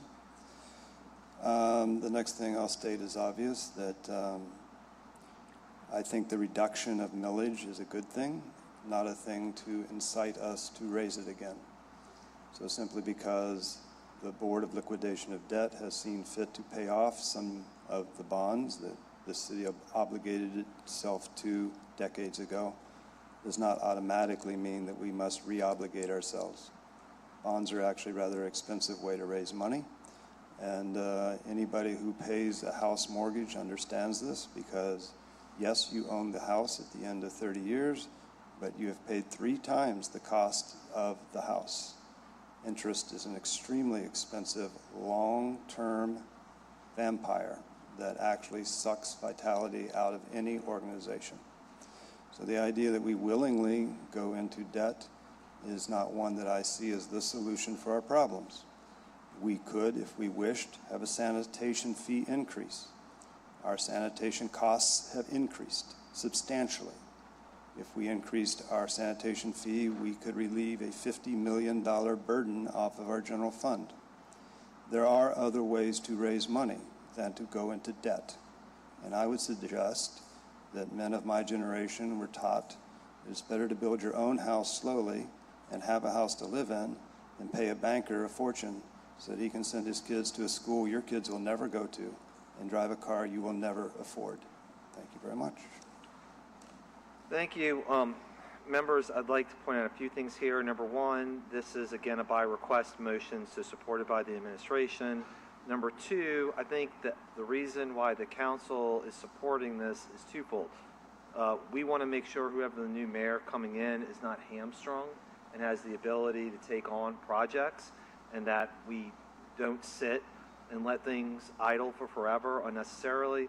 The second piece that I know is incredibly important to all of us, and Councilmember Morrell has spoken on this consistently, is that we will also, before the final passage, have an ordinance that clearly lists all of the projects.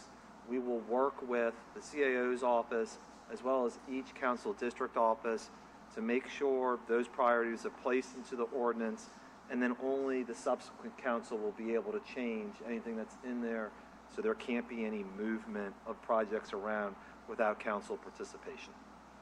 With that, I move to approve. Seconded by Councilmember King.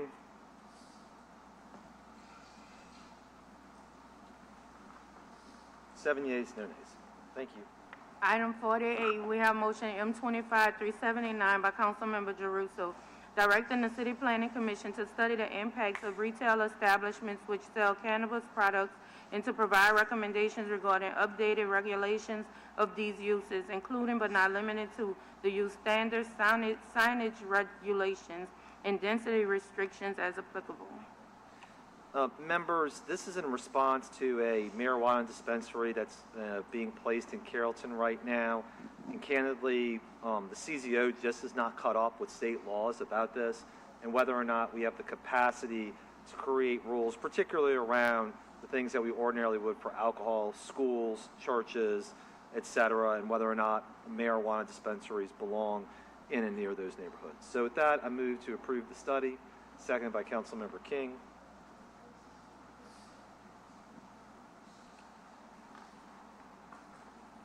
Seven yeas, no nays.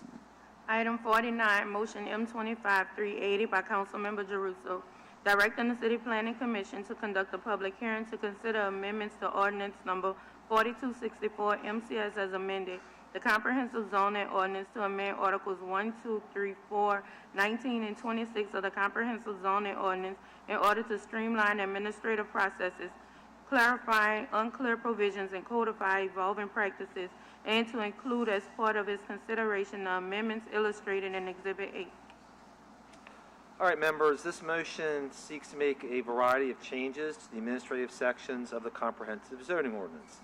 It is the result of a lengthy public engagement process, including 2 MPP meetings, and this is just to start a formal text change. CPC will take this over and will conduct additional outreach in the hearings before returning a recommendation to the council. Much of the CZO has not been comprehensively revised since its adoption in 2015. This motion asks city planning to take what we've learned in the last decade and implement it in order to allow the processes set forth in the CZO to move more smoothly, both for those of us in city government and for the public. Specific proposals include consolidating the MPP rules into a dedicated section and streamlining processes, while at the same time establishing guardrails to ensure participation, increased use of Notice Me by city agencies to provide enhanced public notifications of a variety of land use actions, giving the council flexibility to allow CPC more time to review especially complex text amendments, and codifying existing procedures for clarity and visibility. The motion includes specific changes, but at the same time gives CPC latitude to consider other ideas as part of its processes. And of course, the public is always welcome to email us, but first email CPC at cpcinfo@nola.gov. And again, thank you to Ashley Becknell for all of her work on this. So with that, I move to approve, seconded by Councilmember King.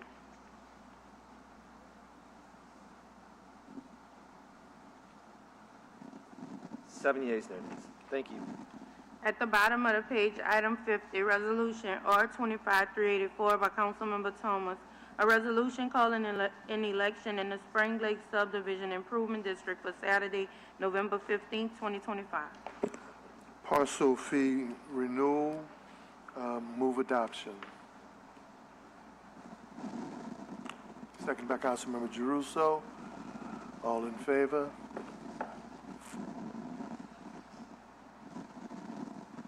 Seven yeas, no nays. Thank you. At the top of page 36, item 51, resolution R-25-388 by Councilmember King. A resolution calling an election in the Tall Timbers Crime Prevention and Improvement District for Saturday, November 15, 2025. Thank you, Madam Clerk. This resolution establishes a voter-approved framework to levy an annual parcel fee in the Tall Timbers Crime Prevention and Improvement District. Funding target crime prevention and community enhancement projects from January 1st, 2026 to December 31st, 2030 to improve safety and quality of life for residents. The proposed annual parcel fee will fund crime prevention initiatives tailored to the Tall Timber subdivision, ensuring supplemental security measures that complement rather than replace service provided by the NOPD. The funds estimated to generate $129,000 to $141,000 annually will support beautification projects and other activities to enhance the quality of life for district residents. These improvements can foster community pride and increase project property values. The resolution stems from a request by the District Board of Commissioners reflecting the desire of local residents. The fee structure will carefully consider to balance affordability and impactful outcomes. The resolution calls for a democratic vote on November 15, 2025, allowing Tall Timber residents to decide directly on the fee's implementation, ensuring community consent and engagement in the decision-making process. Make a motion to adopt. Second by Councilman Green. 7 yeas, no nays. Council members, we have a motion under suspension 25-390. Can we vote to receive?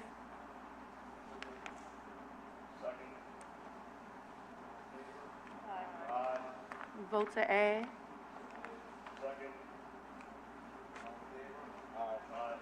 We have a motion M25-390 by Councilmember Jeruso by request certifying the activities for which the CDBG funds are being requested for the West End Drainage Project designed to alleviate existing conditions which pose a serious or immediate threat to the health and welfare of the community, or of the region or recent origin, or which recently became urgent, and that the City of New Orleans is unable to commit local funding for the activity on its own, and there are no other funds available. Thank you. Members, I want to be clear that I do not typically offer substantive items under suspension. However, this one has been a project in my district years in the making, and I don't want to slow anyone down. This project mirrors successful Hagen-Lafitte modular tank system. Seconded by Councilmember Morrell. Unless there's any questions, Mr. Burnside.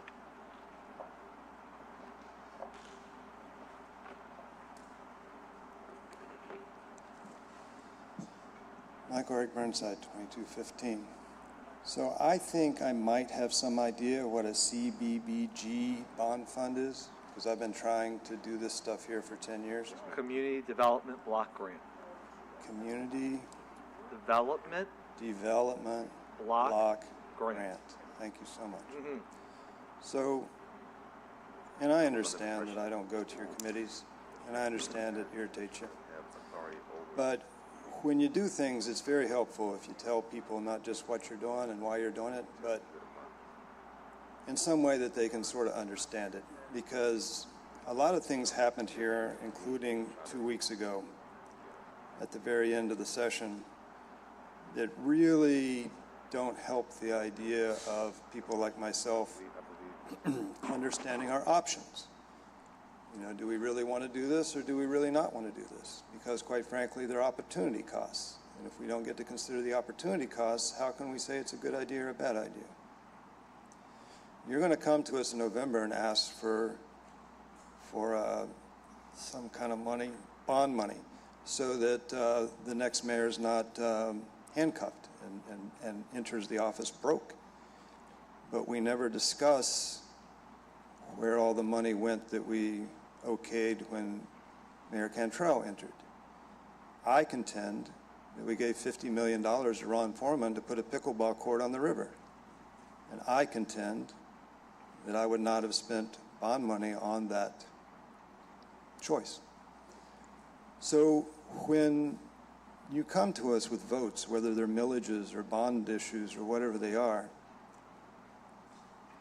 you're helping us understand what CDBGs and all these kind of acronyms are, might help us understand that you have our best interest at heart.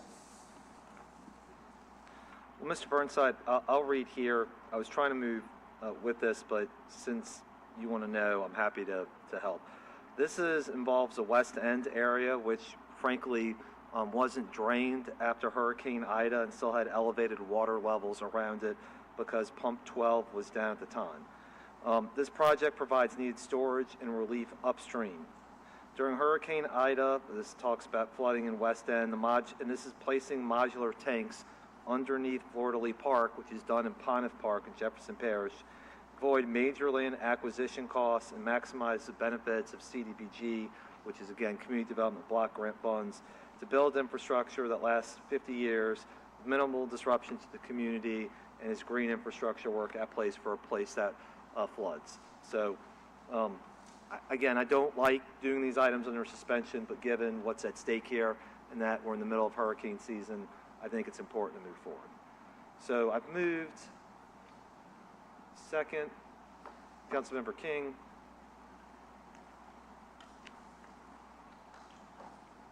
Six yeas, no nays. Thank you. Council members, we have a resolution under suspension. Can we vote to receive?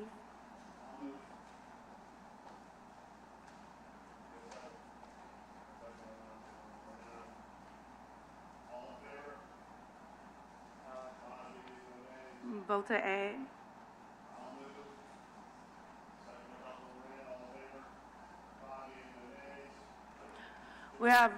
We have resolution R25-391 by Council members Morrell and Moreno, recognizing the importance of the Dollar General Market at 2001 St. Bernard Avenue as a vital source for fresh, healthy, and affordable groceries for many of New Orleanians and supporting the store's continued operations. Thank you. Members of the Corpus Christi church community reached out to us asking us to put a resolution of support as they attempt to retain the Dollar General at that location, as well as trying to obtain interest potentially if Dollar General leaves from other grocery stores or other groups that would provide an opportunity to have food in walking distance. That's what the resolution does. Mr. Green? Mr. Chair, I'd just like to add, if anybody from Dollar General is watching, that St. Bernard corridor is experiencing investment and potential revitalization. It's a historic corridor, and I just encourage those who are with Dollar General to recognize that the community is appreciative of your presence and that the future holds some opportunities that may result in your deciding to stay because of the analysis of what's going on. If you have any questions, you can certainly call me as a district council member. I'll talk about some of the favorable developments. The Liberty Bank and others have plans for that corridor that are good. I look forward to maybe talking to you. Let's stay right where we are. Thank you. Thank you. All in favor? I'll move. Second. All in favor? Aye. Any opposed? There you go. 6 yeas, no nays. Special orders of business. First order of business presentation, appreciation of Mr. Russell Kelly, an independent publisher. Mr. Kelly is an executive producer of award-winning documentary Daddy's Cry 2 and has sold over 4,000 copies. He graduated 38 years ago with a Bachelor of Science in Accounting. Additionally, he successfully passed the Louisiana State License Board for Contractors and is certified in building construction, demolition, heavy construction, highway, street, bridge construction, and asbestos removal and abatement. He's also purchased a crack house for $2,500, renovating it into a very successful restaurant named Jade's Jazzy Soul Food Joint, after his daughter, who is autistic, and hired a staff who were ex-convicts, felons, and single mothers as a gesture of giving back to the community. First of all, I mean, we've had the privilege of honoring so many accomplished people, but when you talk about this young man, especially his recent work, and I know filmmaker Nicole Collins isn't here, award-winning but what he has done with Daddy's Cry too, especially when I think about the work of Fathers Matter, Black Men Build, 100 Black Men, and many of our fraternities that are focusing on men of color and the pressures they deal with being out of the economy, in many cases out of our community, and the stresses. Mr. Kelly, what you did with this book, I mean, we've had tears of people publicly, men who've stood with you. So for my colleagues, Mr. Kelly is an author, independent publisher, executive producer of the award-winning documentary Daddy's Cry To. He's a licensed contractor, accountant, and a developer. His most important title, though, is public servant and father. He has transformed many parts of this community through his investments, but what you have done with the heads and the hearts of men. And you and I have a relationship because my older sister, Juliet, with special needs, she had cerebral palsy, and I watched my father go through the same emotional issues of questioning himself and having to deal with a special child. Yes. So if our colleagues want to chime in, they can. If not, Mr. Kelly, Daddy's Cry Too. Councilmember Green. Yeah, since you presented the opportunity, I just want to say that I've known you for a number of decades, going back to the point when I was with the Morial administration 30-plus years ago. Yes. You've always been committed to seeing progress take place in the city of New Orleans. And this special order of business, like so many others, opened my eyes to things that I didn't know. For example, autism is something that needs to be discussed, it needs to be recognized, and by you recognizing and letting the public know that your daughter is autistic, but that you recognized her with naming the establishment after her, it just tells people that, for example, autism is okay. I mean, to Yes. talk about. It's not, some stigma that anyone should be ashamed of. The main thing is that over the years that I've seen you, and obviously seen you at many thousands of events, it seems. We go to a lot of events, but I'm always impressed by the fact that you're motivated to want to see something positive happen in many other areas, and I'm glad to know about this too. I will look for Daddy's Cry Too. Thank you very much. And then no other comments. Councilmember King. Thank you, Councilman Thomas, for bringing Mr. Kelly forward. Mr. Kelly, I know my dad would be proud that you're being honored today. I didn't know you did so much more, so much in your lifetime with the rehabilitating the property in the city. I knew about the book, a lot of the graduating with your certification and everything. I didn't know you're a man of many hats. You do a whole lot. So, yes. Congratulations and thank you for what you do for the city, and thank you for highlighting Black fathers in the city. We need more of that because we don't always get highlighted. We don't get highlighted for the right reason. So thank you for your contribution to the city of New Orleans. We appreciate it. Councilmember Harris. I echo those comments. Just thank you for everything that you do for the city and for the children of New Orleans. So thank you so much, and honored that you're here with us today. Thank you very much. Councilmember Girousso. Yeah, Russell's my first floor buddy. Always say hi to each other. And I think sometimes when tensions are high, we forget this building is filled with human beings who extend humanity to each other, and I always appreciate, Russell, just how you are as a person, your service to the city, and what you do for your community. Thank you. Thank you. Mr. Kelly, and again, to share your story publicly, I've seen you cry publicly in interviews. Yes. And in many cases, we're taught not to show those level of feelings, and the impact that you've had on men now all over this country because of this award-winning film has made a profound impact. And I know because in our organizations where we have many organizations with men, they talk about now their willingness to talk about their kids, what they would call afflictions. But know that we honor you from the bottom of our hearts. And now this is your time, Mr. Kelly. Yeah. Thanks a million, Councilman Thomas and the entire council. What I do is, it's uncomfortable for me sitting here because I'm never recognized for doing anything, and I don't do anything to be recognized. So it's very uncomfortable for me. But to say that what I do is Every day I wake up, I try to get life right. And what I mean by that is I treat each and every one the same way I want to be treated. I live by, I am better than no one, and no one is better than me. And that's something that God instilled in me. And I'd rather, to the book, I'd rather talk about my pains, my failures, than my successes and my happiness, because everybody do that. J. Breonna Kelly is my daughter. J. Breonna Kelly was diagnosed 34 years ago with severe autism. She's 36 now. And the title of my book, people say, Daddy's cried too. They say, oh, it's supposed to be spelled Daddy's, I-E-S, or what have you. Reason why I titled it this, Jay's mother and I got divorced in 2000. April of 2000, she remarried in November 2000 to a guy she dated in high school. Every other weekend, I got Jade, Job, and I have Russell. Every other weekend until Jade was 18 years old. I had to bathe Jade till she was 18 years old. I didn't like it, she didn't like it. I had to change her sanitary napkin till she was 18 years old. I didn't like it, she didn't like it. So I ended my book, the last pages, in other words, I am Jade, Jade. I am Jade, Jade is me, that's why I cried too. Here's why I titled the book, Daddy Cried Too. Jade used to look in the mirror through frustration because she's 18 years old. I'm dating her, I'm changing her napkin.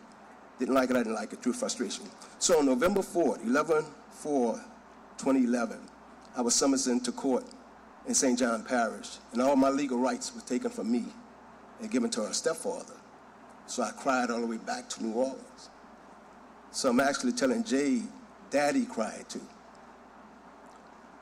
I can do that because, and I put the parentheses because, the S in parentheses because I'm not the only father who cried. As the councilman said, I can be the hardest businessman, I can be the toughest negotiator, I can do the hardest physical work, but I'm human. And that's what I'm set out to do, to expose. We can hurrah for our successes, but let's talk about our pain. In the documentary, I talk about how I pawned the 9mm I own because I didn't want to kill myself or kill somebody else. Let's talk about that.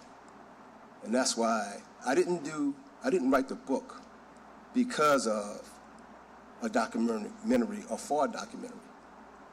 God's work brought the documentary out of the book. So I'm just doing God's work, basically. First of all, thank you for that. Nicole Collins, man. Yes. Unbelievable. We have so many talented people here.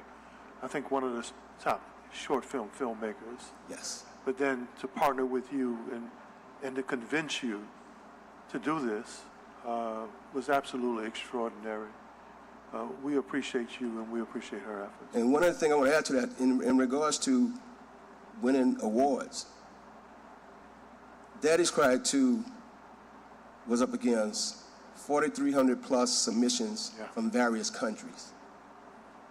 And based on Nicole's work and my journey, we won. So again, thank you for recognizing us. And let's give Mr. Kelly a hand, man. Daddy's Cried Too. And if we could come down and officially recognize you, this proclamation says all of the great things whereas the council takes pride in paying tribute to events and activities. Now therefore be it proclaimed that the city of New Orleans does hereby recognize you on this day and every day forward. Russell Kelly, Daddy's Cried Too. Congratulations on the publication of the book, the award-winning documentary. These are significant accomplishments. Your dedication is commendable, and we wish you continued success as a man and a father. God bless you. Thank you.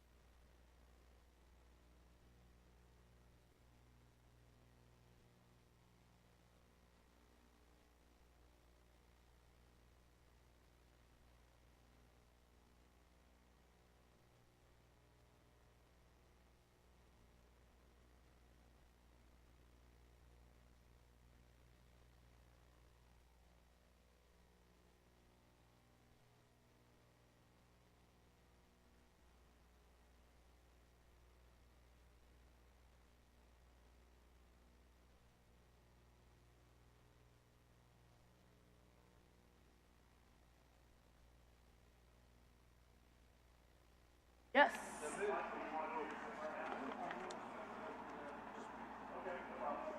We just need a second. We need a second? Okay. And then one more person. Okay. Ordinance on first reading. You don't want to say it. Go ahead. All right. Ordinance on first readings. Ordinance calendar number 35,158 by Councilmember King by request. An ordinance authorizing the mayor of the city of New Orleans to enter into a cooperative endeavor agreement among the city of New Orleans, the New Orleans Recreation Development Commission, and Algiers Development District for a term greater than 1 year for the public purpose of supporting public recreation and sustainability by leasing to Nord, and by Nord operating a swimming pool and related facilities for New Orleans residents is more fully detailed in the cooperative endeavor agreement attached hereto as Exhibit A, and otherwise to provide with respect thereto. Ordinance calendar number 35,159 by Councilmember Thomas by request. An ordinance authorizing the mayor of the city of New Orleans to enter into a cooperative endeavor agreement between the city of New Orleans and the Housing Authority of New Orleans, administered through the Haino Police Department for a term greater than 1 year for the public purpose of providing law enforcement mutual aid and mobilization in the city of New Orleans, as more fully detailed in the cooperative endeavor agreement form attached hereto as Exhibit A, and otherwise to provide with respect thereto. Ordinance calendar number 35,160 by Councilmember Morrell, an ordinance to repeal Section 34-21.1 of the Code of the City of New Orleans, to remove requirements for horses participating in carnival parades, and otherwise to provide with respect thereto. Ordinance calendar number 35,161 by Councilmember Jeruso by request. An ordinance authorizing the mayor of the city of New Orleans to enter into a cooperative endeavor agreement between the city of New Orleans and the administrators of the Tulane Educational Fund for a term greater than 1 year for the public purpose of improving care to sick and injured persons in New Orleans while providing access to a medical and clinical education program for Tulane medical residents, as more fully detailed in the CAA form attached hereto as Exhibit A, and otherwise to provide with respect thereto. Ordinance calendar number 35,162 by Councilmember Jeruso by request. An ordinance authorizing the mayor of the city of New Orleans to enter into a cooperative endeavor agreement between the city of New Orleans and the administrators of the Tulane Educational Fund for a term greater than 1 year for the public purpose of ensuring public safety through the city granting Tulane and Thames with permission to operate as a licensed volunteer ambulance service through the Louisiana Department of Health and Hospitals and Parish of Orleans, to provide services to within the boundaries of Tulane University's Uptown campus, and to participate in clinical practice opportunities with NOEMS, NOEMS, is more fully detailed in the CAA form attached hereto as Exhibit A, and otherwise to provide with respect thereto. Ordinance calendar number 35,163 by Councilmember Moreno.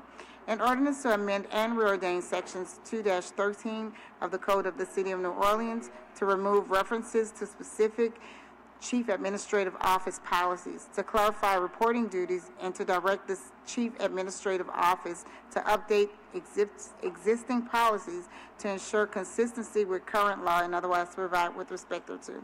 Ordinance calendar number 35,164 by Councilmember Green by request.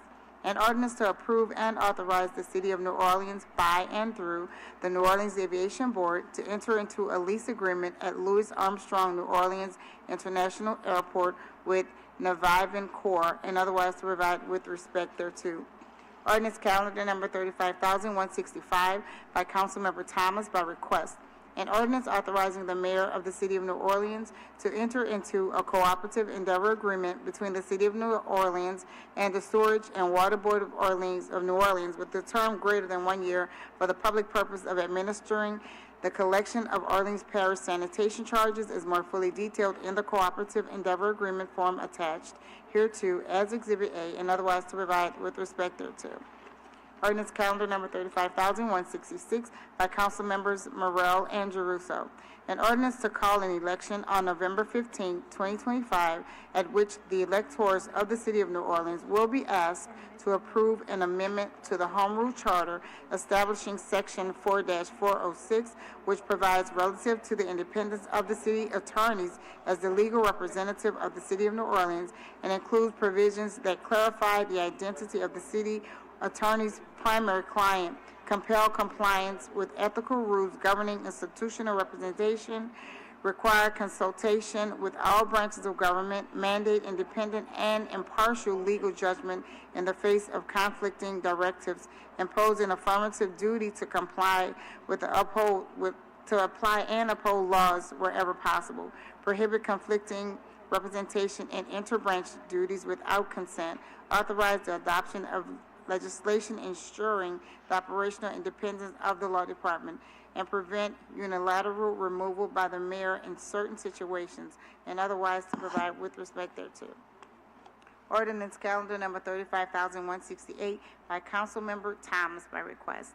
An ordinance authorizing the mayor of the City of New Orleans to enter into a cooperative endeavor agreement between the City of New Orleans and the United States Department of the Treasury for a term greater than 1 year for the public purpose of redeveloping Lincoln Beach in the City of New Orleans as more fully detailed in the CEA attached hereto as Exhibit A, and otherwise to provide with respect thereto. Ordinance calendar number 35,169 by Councilmember Thomas by request. An ordinance authorizing the mayor of the City of New Orleans to enter into a cooperative endeavor agreement between the City of New Orleans and the University of New Orleans for a term greater than 1 year for the public purpose of shoreline protection and beach nourishment at Lincoln Beach in the City of New Orleans, as more fully detailed in the CEA attached hereto as Exhibit 1, and otherwise to provide with respect thereto. This concludes the ordinances on first readings. Council President? Oh, not yet. We have, I'm granting Council Member Harris a moment of personal privilege for Mr. Burnside. Mr. Burnside, can you please come up?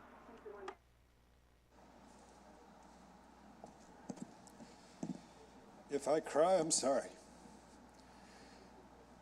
I am grateful to Councilperson Harris for this time to speak before you. I am neither physically well nor am I mentally well. I will be giving up ownership of 2215 Felicity on my 62nd birthday, which will be the 5th of June, 2026, at which I invite all of you, plural, to come and participate with me, after which I will sell the property. At which time I will be blessed as a veteran to be able to be part of the veteran nursing care situations in which I might end up in Reserve, Louisiana, and might not. As the case stands, I would like to be able, with God's kindness, to be of use to myself and others until May of 2026. And if that is not the case, the Lord's will is good, and I accept his judgment in all things. And I thank all of you for your allowing me to be part of your lives and to speak words that you might consider as you carry heavy burdens in the democratic process. Thank you, Councilperson Harris, for this time at this microphone. I will depart. I was taught that men don't cry in public, and I do not want anybody approaching me for at least the next 15 minutes. I'm not able to act correctly. Thank you. Thank you, Mr. Burnside, for your service as the 8th council member. Councilmember Green moves we adjourn. Second by Councilmember Harris. All in favor? Aye. 7 yeas, no nays. We're adjourned.